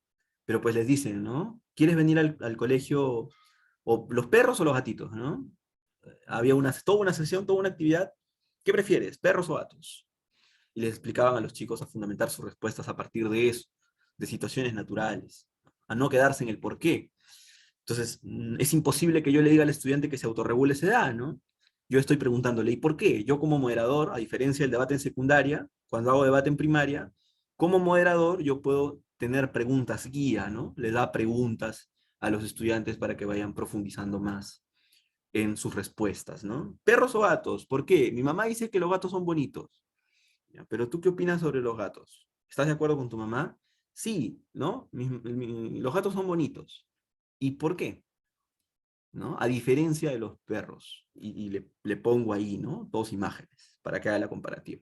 Entonces, sería genial, ¿no? Yo les estoy dando algunas ideas porque también fui parte de ese proceso, pero el especialista ahí es Rose, ¿no? Si pueden preguntarle a ella con profundidad eso, el día que le toca, que es el miércoles, mañana, el pasado mañana, sería bonito que les dé una experiencia, ¿no? De hecho, ella está haciendo un taller de debate, justo para didáctica, es un taller de debate para niños. Y ahí les puede contar un poquito más eso, ¿no? Para trabajarlo en primaria. Pero sí se puede trabajar en primaria. ¿Ya? Haciendo ese paréntesis, regresamos al tema de la sesión, que es el debate como proyecto extracurricular. Y probablemente aquí ustedes, como especialistas, sea en donde más tengan injerencia, ¿no? O sea, en donde más tengan un campo de acción, donde más puedan generar proyectos educativos para realizar en sus comunidades de aprendizaje. Así que voy a mostrarles cuáles son las posibilidades que tiene el debate como actividad, como proyecto extracurricular. Yo puedo trabajar el debate, como les decía, como actividad competitiva, haciendo que los colegios incorporen una selección de debate y esos estudiantes seleccionados sean los que compitan en torneos interescolares de debate representando a sus colegios. Eso es una actividad netamente competitiva de debate. Pero también puedo hacer una actividad de debate no competitiva, ¿no? ¿Cómo? Un taller de debate, que sea un taller libre, que los estudiantes se metan a ese taller, el que quiera, para poder fortalecer, potenciar algunas habilidades. No necesariamente tienen que entrar estudiantes buenos debatiendo, buenos hablando, con predisposición. Pueden entrar estudiantes que tienen problemas, dificultades para hablar en público, y puedo enfocar mi taller a eso, ¿no? A potenciar habilidades más allá de la competencia. O también puedo tener un espacio de debate formativo, no competitivo, y un espacio de selección, tener ambas cosas a la vez. Cuando tienes ambas cosas a la vez, se le llama sociedad o club de debate. Entonces, cuando ustedes utilicen la idea de formen clubes de debate, formen sociedades de debate, deben de tener un espacio competitivo, un espacio no competitivo, y es más, dentro del espacio no competitivo como sociedad o club, deben de permitirse hacer proyectos. Ahorita vamos a profundizar en cómo trabajar cada uno de estos, ¿ya? Primero, como selección de debate. ¿Qué es una selección de debate? Les decía yo, es una delegación que compite representando a su colegio en torneos de debate. Eso, nada más. Y por lo general son elegidos por un proceso de selección, eso es lo recomendable, ojo. Lo recomendable es que se le permita a todos los estudiantes participar del proceso de selección, de la convocatoria, ¿no? Yo he tenido experiencias formativas en donde el club de debate, ¿no? La selección de debate, perdón, era un espacio libre, es decir, el que quiere se mete a la selección de debate. Yo no lo aconsejé, pero pues me pusieron esa orden, ¿no? De parte de dirección. Y yo les dije, lo que va a ocurrir es que van a entrar 30 y vamos a terminar unos 7, 8. Y eso va a ocurrir en menos de un mes. Dicho y hecho. ¿Por qué? Porque no hice un filtro. Acuérdense, esto es debate competitivo. No les digo que siempre debas de filtrar, pero si tú vas a hacer una selección que representa el colegio, para torneos, ¿no? Así como una selección de fútbol. ¿Quiénes están en la selección de fútbol de un colegio? ¿No están los mejores futbolistas del colegio? Tienen que estar los mejores, ¿no es cierto? Entonces, en estos espacios es recomendable un proceso de selección. También puede haber esto de recomendación de los docentes, pero eso de recomendación de los docentes es, ¿no? Un poco eh, excluyente de los demás. Y ojo, ¿ah? Y eso también, a veces el docente tiene el sesgo de decir, este es buen alumno. Si es buen alumno, es buen debatiente. Mentira, ¿no? Hay chicos que no necesariamente tienen las mejores notas y han sido excelentes debatientes. Entonces, eh, yo les aconsejaría que se haga esto por recomendación de los docentes, que se haga un proceso de selección. ¿Qué debe contener ese proceso de selección? Pues debemos hacer un diagnóstico, ¿no? De comunicación oral, de su habilidad para argumentar, ¿no? Podemos hacer que realice un texto pequeño, ¿no? Argumentativo, pero también, y eso es algo que muchas veces se olvida, debemos de incluir, si queremos hacer un proceso de selección adecuado, predisposición, evaluar la predisposición para el trabajo en equipo. ¿Por qué? Porque si es que un chico es brillante argumentando, brillante debatiendo, ¿no? Hablando en público, pero el tipo es un niño problema a la hora de trabajar en equipo, es el típico niño que te dice, no quiero, no me importa trabajar en equipo, ¿no? Ojo, estoy hablando como entrenador de debate, ¿ah? Como selección de debate. Para los otros contextos lo incluimos, pero para este contexto no. ¿Por qué? Porque ningún equipo de debate en la historia, desde 2013 que veo participando torneos de debate, ninguno ha ganado solamente por tener a un debatiente bueno. Siempre ha sido un equipo bien compenetrado el que ha logrado ganar un torneo. Entonces, el debate, y eso es lo bonito de esto, te impide ser individualista, ¿no? Si yo soy individualista y les digo, chicos, yo voy a hacer este argumento, ustedes véanse los demás, voy a fracasar como equipo. Necesariamente voy a fracasar. Porque acuérdense de esto, yo no solamente argumento, refuto, yo no solamente refuto, reconstruyo, es decir, apoyo el argumento de mi compañero. Y para apoyar el argumento de mi compañero debo conocer el argumento de mi compañero. Si mi compañero el día del debate viene con un argumento que yo no analicé, que yo no ayudé a plantear, que yo no lo hice, que él lo hizo por su cuenta sin el equipo, ¿cómo lo voy a defender? No puedo defenderlo. Entonces, eh, desde mi visión de entrenador de debate, ¿no? Yo aconsejaría que también se evalúe el trabajo en equipo, ¿no? Es trabajo en equipo, habilidad, ¿no? Para argumentar. A veces también hago, por ejemplo, sobre todo las pruebas de comprensión lectura a nivel crítico del examen PISA, porque esas me sirven para que el estudiante, para ver el proceso inferencial, ¿no? Del estudiante. Inferencial y crítico del estudiante, ¿no? El de la lectura. Eso también es muy útil. Y también lo que les hago es, les doy un tema muy, muy fácil, por ejemplo, ¿por qué no deberías de llevar uniforme? Argumenta en, tienes 2 minutos para prepararte y 2 minutos para argumentar, como máximo, ¿no? Su capacidad de improvisación. De esa manera, si yo le digo 2 minutos antes, argumentame sobre esto, impido que el estudiante venga con su hojita preparada, ¿no? Y diga, ya, profesor, voy a leerle mi argumento. No, te lo estoy dando en 2 minutos. Imposible que el estudiante te lea algo, ¿no? Estoy haciendo esa selección y probando su capacidad de improvisar un discurso, ¿no? ¿Qué más? Si yo necesito 3 personas para un equipo, para una selección, no debo de convocar a 3 personas, ¿no? Debo de convocar a más. Debo de tener yo una selección titular y una delegación de suplentes. Y es más, debo de tener estudiantes seleccionados que no formen ni el equipo titular ni el equipo suplente. Por experiencia, ya me ha pasado convocar selecciones de debate solamente a 3 personas y que no haya un incentivo de crecimiento de esas personas, ¿no? Recuerden que esto es una competencia, entonces, si es una selección de debate, yo debo de generar espacios de competitividad, incluso entre ellos, ¿no? Y si es que yo creo que la competitividad o no soy partidario de la competitividad, pues no hago selección de debate, trabajo otros enfoques que luego voy a explicar. Pero en la competitividad tengo que generar mecanismos para que incluso los estudiantes que yo considero buenos compitan contra los otros estudiantes que no son titulares y que no se duerman en sus laureles. Porque cuando yo seleccioné a pocos, por ejemplo, pasó que esos estudiantes sabían que ya no podía seleccionar a nadie más, que independientemente hagan las tareas o no hagan las tareas que yo les dejaba, ellos iban a ir a debatir, iban a representar al colegio.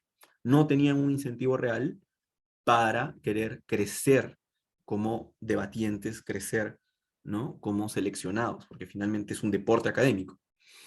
¿Qué se hace entonces? Tener un equipo titular, un equipo suplente y otros debatientes que están esperando ahí por pasar a los equipos de titulares o equipos de suplentes, ¿no? Y propiciar este espacio de meritocracia. Es decir, y a veces he tenido que hacerlo, me ha dolido mucho, incluso se ha perjudicado un poco el equipo, pero yo no voy a consentir a un estudiante que sé que es bueno hablando, que nunca ha venido a mis clases, que nunca me ha hecho las tareas, por sobre un estudiante que sé que no lo hace tan mal, pero no es más bueno que el otro, que ha sido muy responsable, ¿no? Entonces, si yo les inculco esta idea de la meritocracia, ¿no? De, oye, es un club, tiene que haber disciplina, porque todo deporte tiene que haber disciplina. A ti te estoy seleccionando por disciplinado, pero todavía puedes mejorar. Y a ti no te estoy seleccionando por indisciplina, ¿no? Entonces, genera un espacio de meritocracia, que va el que realmente se esforzó, ¿no? El que realmente hizo las pruebas, el que realmente estuvo en los entrenamientos, ¿no? Eso es muy, muy importante para una selección de debate.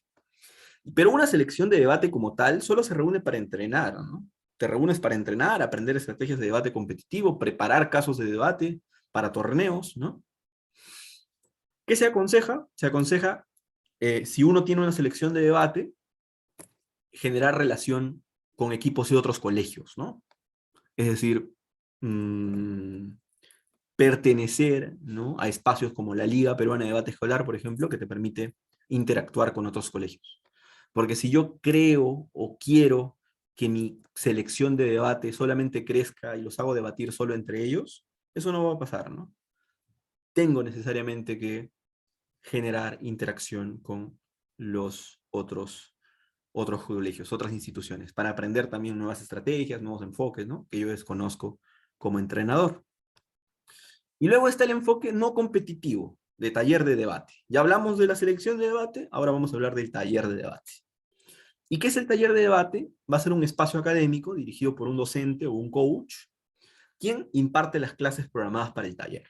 Entonces, el rol del docente en este caso va a ser el tallerista, ¿no? No tiene fines competitivos esto. Puede tener uno o varios objetivos pedagógicos. ¿A qué me refiero con esto? Yo puedo hacer un taller de debate para potenciar habilidades, ¿no? De estudiantes. Entonces, lo hago abierto, no tengo por qué seleccionar a nadie, que entre el que quiera. Puedo hacer incluso un taller de debate enfocado en nivelar habilidades. O sea, ya no estoy escogiendo a quien sea, sino estoy escogiendo a los chicos, por ejemplo, cuyos profesores me dicen, oye, él es demasiado tímido al hablar en público, ¿no? Él tiene problemas para explicar sus ideas. ¡Pum! Hago un taller de nivelación. Con ellos los nivelo. Claramente ahí todo el contenido y las estrategias que utilizo no tienen nada que ver con lo que estoy haciendo con la selección de debate, que es prepararlos para competir y representar al colegio, ¿no? O es más, ni siquiera puedo hacer un taller de debate solamente de debate. Podemos hacer un taller de debate sobre realidad nacional. Entonces, va a ser un taller en donde el docente les explica, ¿no? El formato de debate, y una vez que les explique el formato, luego lo que va a generar es el tema del taller, ¿no? El taller es un taller de realidad nacional. Y empiezan a debatir sobre cosas de realidad nacional. O un taller de política internacional, para los que les interesa, ¿no? Si a alguien le gusta historia y geografía, hago mi taller como docente, porque acuérdense que todo esto son actividades extracurriculares, ¿no? Hago mi taller de historia y geografía y les explico, utilizo el instrumento de debate, tengo que, ¿no? Poner dentro de mi taller una sesión en donde explique, o una sesión en donde explique el formato, pero el resto es para hablar, ¿no? Sobre el contenido, el taller temático, realidad nacional, historia y geografía. Puedo hacer incluso un taller de lectura. De hecho, hay una iniciativa muy bonita que la organiza Evangelina Bierbach, que es la profesora o de una de las profesoras secretarias generales de la Liga Peruana de Debate Escolar, que ella tiene un espacio de debate sobre literatura. O sea, es como si fuera un club de lectura, pero en vez de ser un club de lectura en donde solamente la gente, y digo solamente sin desmerecer, al contrario, porque ya de por sí un club de lectura, ¿no? Es un espacio muy bonito, pero más allá de solamente reunirse y dialogar y conversar sobre la lectura de la semana, lo que hacen es debatir sobre la lectura. Y es una experiencia de aprendizaje súper interesante. Entonces, yo decido qué quiero hacer con mi taller, ¿no? Acá no hablo de competencia, estos chicos nunca van a representar al colegio, o no tienen el interés, o algunos sí y otros no, pero no están aquí por esto, no están para aprender. Pueden aprender sobre un tema, pueden aprender a debatir, puede ser como un potenciador de habilidades, puede ser como un nivelador de habilidades, yo escojo qué. Aquí se aconseja la interdisciplinaridad de los temas a tratar, ¿no? Si yo quiero hacer un taller de debate sin temática, entonces lo hago interdisciplinar, ¿no? Pero en un taller, los estudiantes no poseen responsabilidades diferenciadas. Yo a lo mucho puedo escoger un delegado, ¿no? Pero por lo demás, simplemente es el docente y el taller. Nada más. El docente, los estudiantes, eso es el taller. También se pueden implementar algunas actividades de responsabilidad social relacionadas al debate, ¿no? Por ejemplo, el taller puede tener un proyecto trimestral, ¿no? Y que el proyecto trimestral, esto ya lo he hecho yo antes, por ejemplo, sea el que los chicos que están en el taller le enseñen conceptos de debate a sus hermanos menores, ¿no? Es decir, a estudiantes del mismo colegio, de grados menores, o incluso estudiantes de otro colegio. Como también he tenido la oportunidad de hacer un proyecto muy bonito, ¿no? Que estos chicos que habían llevado durante casi todo el año de debate conmigo, pues fueron a una institución educativa que no tenía la posibilidad de tener un taller de debate a dictar algunas sesiones gratuitas, ¿no? Para ellos. Y se involucraron los chicos de diferentes medidas, ¿no? No todos tienen que enseñar. Unos se involucraron enseñando, otros hacían el material, otros investigaban, otros se encargaban de hacer el blog, otros se encargaban de editar los videos de las sesiones. Una experiencia increíble. Entonces ya les estoy diciendo, miren, el debate no solamente es para quedarse aquí en el taller, ¿no? Estamos sacando el debate para interactuar con la sociedad, ¿no? Ya, eso es sobre un taller de debate. Pero, ¿qué es la sociedad o club? Porque yo les decía, ¿no? Incluso acá hay una selección, hay un taller, y ponía la sociedad o club al medio. Y les decía, es una combinación de ambos, pero tiene otros elementos agregados. Es decir, es el todo que a su vez es más que la suma de sus partes, ¿no? O sea, una selección y un taller por sí solos no son una sociedad, pero una sociedad sí se compone de ambos. Tiene más características, aparte de tener ambos, que vamos a desarrollar a continuación, ¿no? ¿Qué tiene una buena sociedad o club de debate? Está dirigido por un docente, ¿no? Pero la responsabilidad es compartida por estudiantes. Es decir, es un club, es una sociedad, ¿no? Y esto lo sabemos. Club de lectura, club de periodismo. ¿Qué se fomenta en un club? Como un eje transversal. Liderazgo, ¿no? ¿Y cómo promueve el liderazgo? Pues dándoles cargos de responsabilidad, ¿no? Puedes escoger, por ejemplo, el presidente de la sociedad o el presidente del club, y lo puedes escoger por un trimestre, un bimestre, un semestre, un año, ¿no? Puedo escogerlo yo, aunque lo ideal sería que sea una elección democrática, ¿no? O si no quiero un solo capitán o un presidente, puedo crear equipos de trabajo y eh, crear esta figura de coordinadores de equipos de trabajo, ¿no? Por ejemplo, va a haber un coordinador de publicaciones. Entonces, ese coordinador va a estar encargado de las publicaciones que se hagan en el club, ¿no? Entonces, debatimos, sí, y al debatir generamos contenido, hacemos argumentos, ¿ya? Que alguien los redacte, que alguien los pase, ¿no? Y podemos publicarlo en un blog.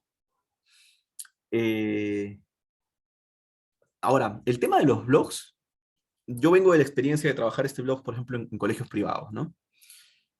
Y son muy, muy cerrados con esta cuestión de las opiniones de los estudiantes. No quieren que eso aparezca en público, aunque no tiene nada de malo, pero prefieren tenerlo como una herramienta interna, ¿no? Como algo de, ah, miren los padres, miren la comunidad estudiantil, pero no quieren que sea público, público.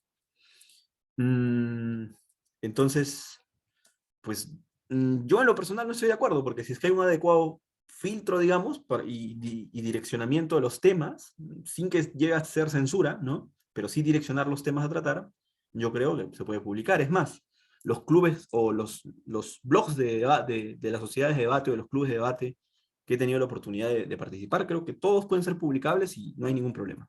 Pero bueno, es una cuestión de los colegios, ¿no? Si no, me gustaría enseñarles algunos ejemplos, no puedo por una cuestión de respeto pues a las reglas de las instituciones para las que he trabajado, ¿no? Pero sí se puede hacer eso y debe hacerse, ¿no? Es muy bonito y esto genera mucha interacción con la comunidad estudiantil, porque ven que, oye, mira, el club publicó este ensayo, ¿no? O este video ensayo también. Y ven, los padres ven lo que están avanzando sus hijos, lo que están hablando sus hijos. Al final, el blog se convierte, ¿no? Como si fuese una gran carpeta de evidencias, ¿no? Como si fuera eso, como si fuera un portafolio de evidencias. En eso se convierte el blog. Y también puedo trabajar incluso un portafolio de evidencias como tal, ¿no? Si quiero tenerlo como proyecto de la sociedad o club, que cada uno al final presente un portafolio con todo lo que hemos hecho, ¿no? Pero les decía que, a diferencia de lo demás, yo debo de permitir que la sociedad o club tenga líderes, tenga liderazgo, tenga figuras de liderazgo. Y aquí también hay todo un debate, ¿no? ¿Hasta qué punto a los estudiantes se les puede dar la autonomía para poder tomar decisiones? Eh, yo creo que siempre es posible, incluso en colegios muy, pero muy, muy estrictos con esta cuestión de la autonomía, muy verticales. Yo he tenido la oportunidad de implementar sociedades y clubes de debate. Tal vez siempre lo que hacíamos era validar las decisiones de los chicos, pero finalmente ellos tomaban las decisiones, ¿no? Así es. Tal vez desde la educación pública podemos hacer espacios un poquito más abiertos, ¿no? Mm, pero sí, dar liderazgo, que se voten entre ellos. Y debe tener un taller para quienes quieren aprender debate sin fines competitivos y una selección de debate para quienes quieren debatir, ¿no? Representar al colegio y tienen las ganas de practicar debate como un deporte académico, un deporte intelectual, como se le dice, ¿no? Yo les decía que no solo era eso, ¿no? Tenemos que generar un consejo de estudiantes, como les digo, y sí o sí, un club debe trabajar por proyectos, ¿no? Esta es una recomendación muy, muy útil. Trabaja en proyectos. ¿Por qué? Porque en un club yo voy a tener una selección de debate y voy a tener un taller de debate. Entonces, va a ocurrir necesariamente que el colegio, pues cuando la selección de debate venga con premios, reconozca a los chicos de la selección de debate. Y puede pasar en algún momento que los chicos del taller digan, oye, pero yo también quiero que, ¿no? Me reconozcan, o sea, solamente van a reconocer a los de la selección, yo no estoy acá por eso. Se me dijo que era igual. Entonces, creen proyectos, que hagan cosas, ¿no? Que trabajen juntos, que realicen productos para que la comunidad estudiantil pueda verlos, también pueda apreciar el trabajo de los chicos, no solamente el de la competencia. La competencia se nota, ¿no? Pero lo otro no. Y pues, si yo hago que todos trabajen proyectos, sí sería justo. Ojo que cuando hablo de selección y taller, no quiero decir que los chicos del taller necesariamente no sean los chicos de la selección.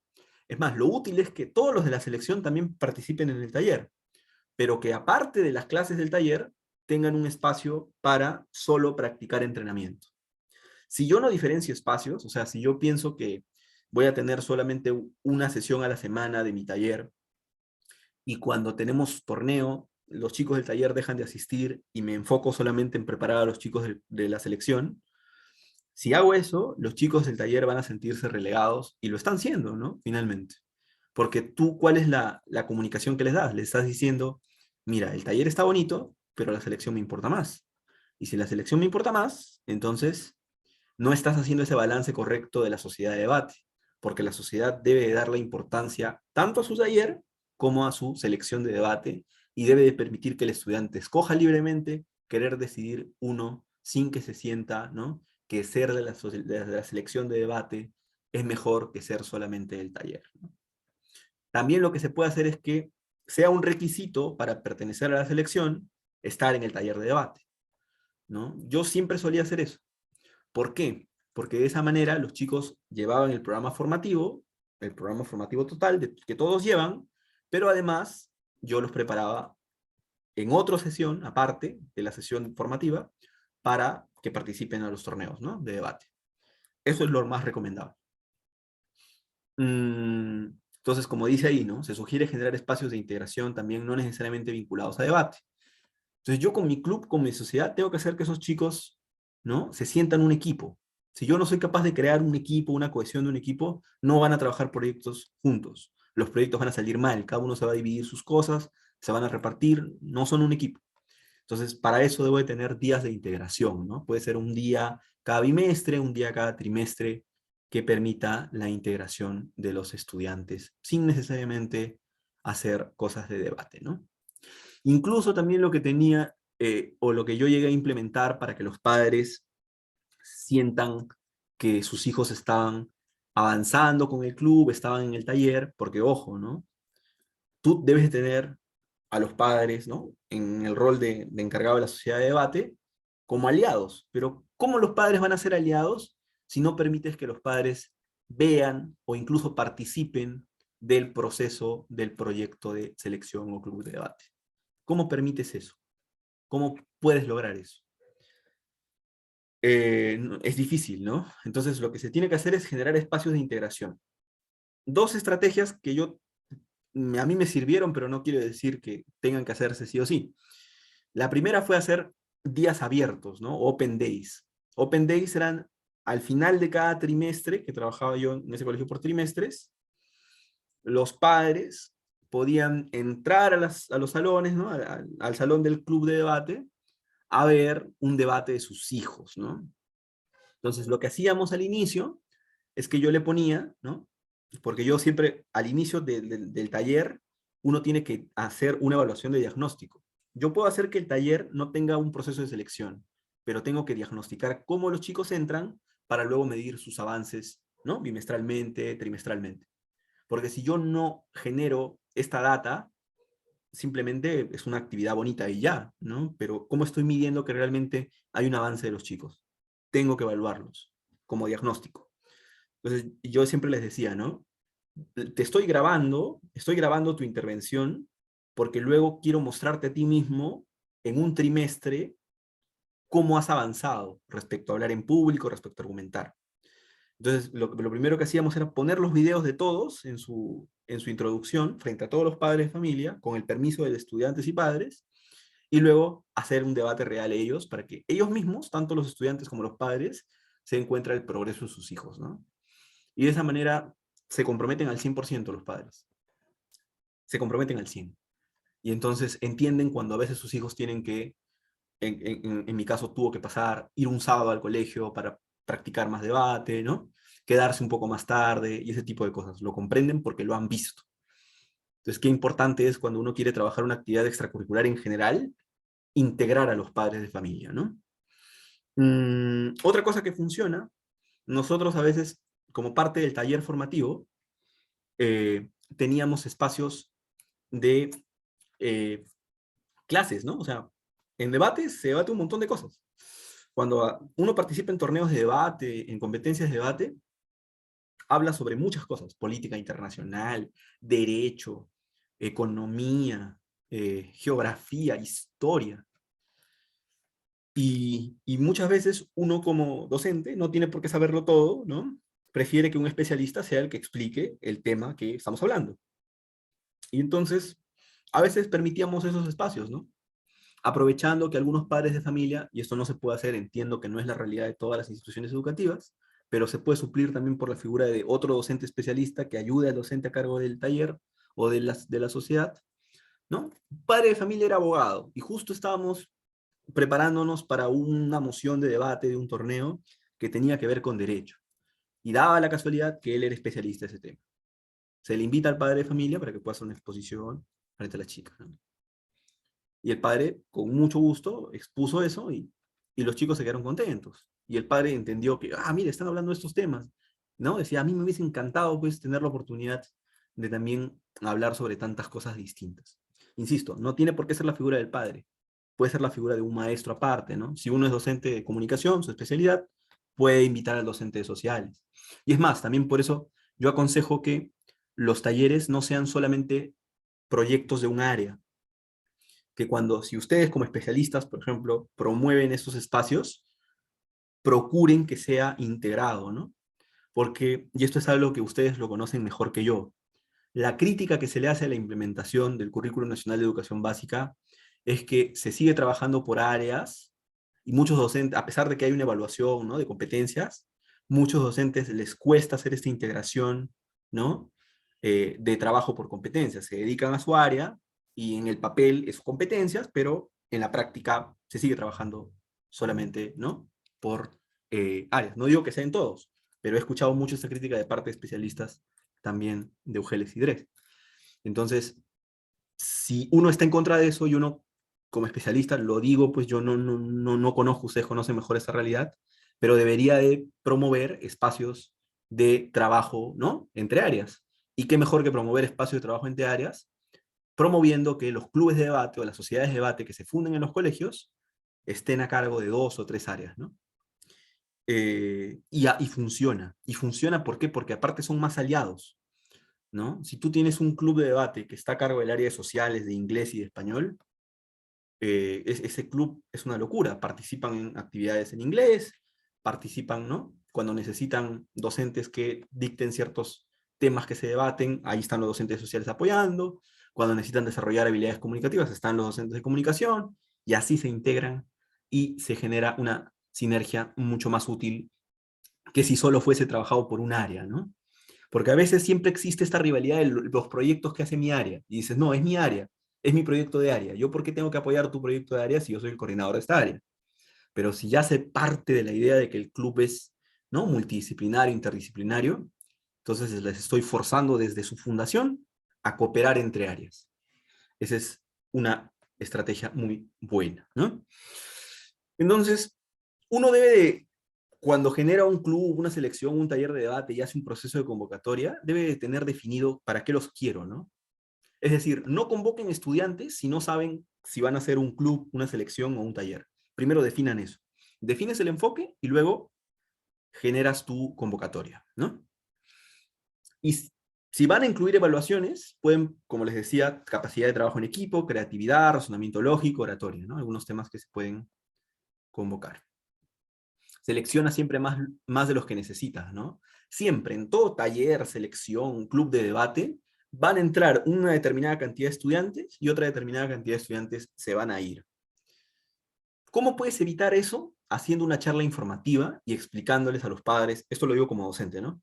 Explicándoles a los padres qué es el taller de debate y qué no es el taller de debate. ¿Por qué les digo? Porque muchas veces, cuando no se hace esta charla informativa, los papás creen que este taller de debate es un taller de oratoria. Entonces, cuando ven que dentro de las sesiones se habla un poco de oratoria, pero el taller no es solo oratoria, dicen, oye, pero yo metí a mi hijo porque se supone que era oratoria, y no es oratoria, es debate, ¿no? El debate es más interdisciplinario, tienes que ver más cosas, no solamente puedes dedicarte a enseñar oratoria a los chicos. Entonces, por eso se van, porque muchos padres, o los mismos chicos, ¿no? Creyeron que el taller era eso, era oratoria, era, ¿no? Solamente habilidades comunicativas, y ven que se hacen otras cosas, y se o sea, sienten que no encajan, ¿no? Y simplemente se retiran. Si el taller es libre, pues pasa que se van, ¿no? Entonces, para evitar eso, dejar en claro de qué trata el taller, qué vas a ver en el taller, acercarles el sílabo a los chicos, ¿no? Del programa, desde el inicio, deja claro en la convocatoria qué vas a enseñar. Debe de hacer la programación de todo, ¿no? Si es que eso pasa, normal. El índice de deserción es mínima, porque ya los chicos que entran son chicos que pues saben a qué están yendo, ¿no? Y si haces un proceso de selección, hay menos posibilidad, no he hecho un estudio estadístico, pero tanteando experiencias de entrenadores cercanos, puedo decir que hay menos posibilidad de deserción. Y se entiende la idea de que le ha costado ingresar, ¿no? Entonces, si le ha costado ingresar y siente el mérito de que ha ingresado y otros no, entonces va a sentir una responsabilidad un poco más grande. No quiere decir que la evaluación sea la única manera, pero por una experiencia empírica les digo que los chicos a los que se les ha pasado una prueba de selección, pues por lo general se quedan, ¿no? Se quedan más, hay menos índice de deserción.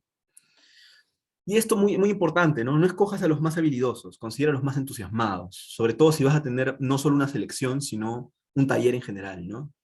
Que se metan los que quieran, los que realmente quieran. Porque el habilidoso, si se está metiendo por compromiso, porque los padres lo están forzando, o porque su profesor lo está presionando mucho para que entre, finalmente ese habilidoso no se va a desempeñar bien, ¿no? No va a estar conforme, no va a estar contento con la actividad. Y también he tenido casos, ¿no? Muy bonitos de estudiantes que no eran los mejores hablando en público, o tenían problemas para conectar sus ideas, para ordenar sus ideas, y que el debate les ha ayudado bastante a eso, ¿no? Y han sido luego grandes debatientes, ¿no? De hecho, cuando yo tuve la oportunidad de enseñar en el colegio Nuestra Señora de Guadalupe, colegio público del Estado, el primer colegio nacional, tenía el caso de un chico, un Richard. De hecho, Richard, no voy a decir su apellido, pues por una cuestión de respeto y cuidado, pero él era un chico que tenía problemas de tartamudez, ¿no? Tartamudeaba. Pero cuando debatía, el chico, tú no le notabas mucho el tartamudeo. O sea, al inicio sí, pero luego fue dejando el tartamudeo. No era un tartamudeo fuerte. Y no estoy diciendo que el debate cura esto, ¿no? O sea, para nada. Pero no era un tartamudeo patológico, porque pues ya había recibido, ¿no? Atención psicológica adecuada y le habían dicho, oye, no, esto no es patológico, esto es una cuestión, ¿no? Más enfocada en su comportamiento, en su autoestima. No es algo que pues es genético o algo, digamos, predeterminado, como si existe algún tipo de tartamudez, ¿no? Entonces, poco a poco fue cobrando esa confianza, cuando se dio cuenta que la gente lo escuchaba, que, ¿no? Y al final, ya casi ni se le notaba ese tartamudeo. 3 años después del taller de debate, el chico gana una beca para ir a estudiar a Rusia, ¿no? Y se va a estudiar eh, ciencias sociales, creo. Ujú. Humanidades, ciencias sociales. Y luego pues se cambia a economía, se va a Polonia. Buen chico, gran chico, ¿no? Con esto termino. Ya son las 9. ¿Qué debemos analizar para definir si hago un club, una selección, un taller, ¿no? ¿Qué ustedes deben de decirle a los docentes, a los directivos de los colegios que analicen, ¿no? Ojo que esto es para colegios públicos y privados. A los promotores, ¿no? Si son privados, a los promotores que analicen qué es lo que quieren, cuál es el proyecto que tienen con el colegio. A los directivos también que buscan, ¿no? A sus colegas, a los estudiantes, a los padres, la propuesta formativa del colegio. Si es que es privado, hasta la identidad comercial tiene que analizarse, ¿no? Y claramente el marco normativo, no solamente de la institución, sino también, ¿no? En general, de la organización de actividades extracurriculares, ¿no? En colegios. Entonces, todos estos son los elementos que se deben de tener en cuenta cuando nosotros queremos analizar y determinar finalmente si nos conviene hacer un club, un taller o una selección de debate, ¿no? ¿Qué tipo de proyecto extracurricular es recomendable para proponer desde las DRES y la SUGEL? Un club, ¿no? Un club o una sociedad de debate sería lo más adecuado. Tal vez, no sé si es que se puede hacer en un inicio, algunos sí, ¿no? Pueden empezar ese proyecto, pueden empezar ese enfoque, pero yo sí aconsejo altamente que propiciemos la formación, más allá de selecciones, más allá de solo talleres, de sociedades o clubes de debate. Y bueno, eso sería todo. Antes de pasar a retirarnos, quisiera saber si es que existe alguna pregunta sobre la presentación o todo ha quedado claro. Si tienen alguna pregunta o quieren hacer una intervención, por favor, pueden levantar la mano. Quienes no, pues también aquí ya terminamos con la sesión. Voy a permitir que puedan reactivar su audio, así que adelante. No sé si hay dudas, consultas, participaciones. ¿Todo claro? Buenas noches. ¿Todo claro? ¿Sí? Adelante. Anabel, creo que tiene el micrófono prendido. Sí, muchas gracias. Quería agradecer y también por la información de que podemos acceder a las clases anteriores. De verdad es interesante. Muchísimas gracias. A ustedes, a ustedes. Bien, voy a dejar entonces de grabar. Muchas gracias. Cuídense mucho. Nos vemos el próximo miércoles.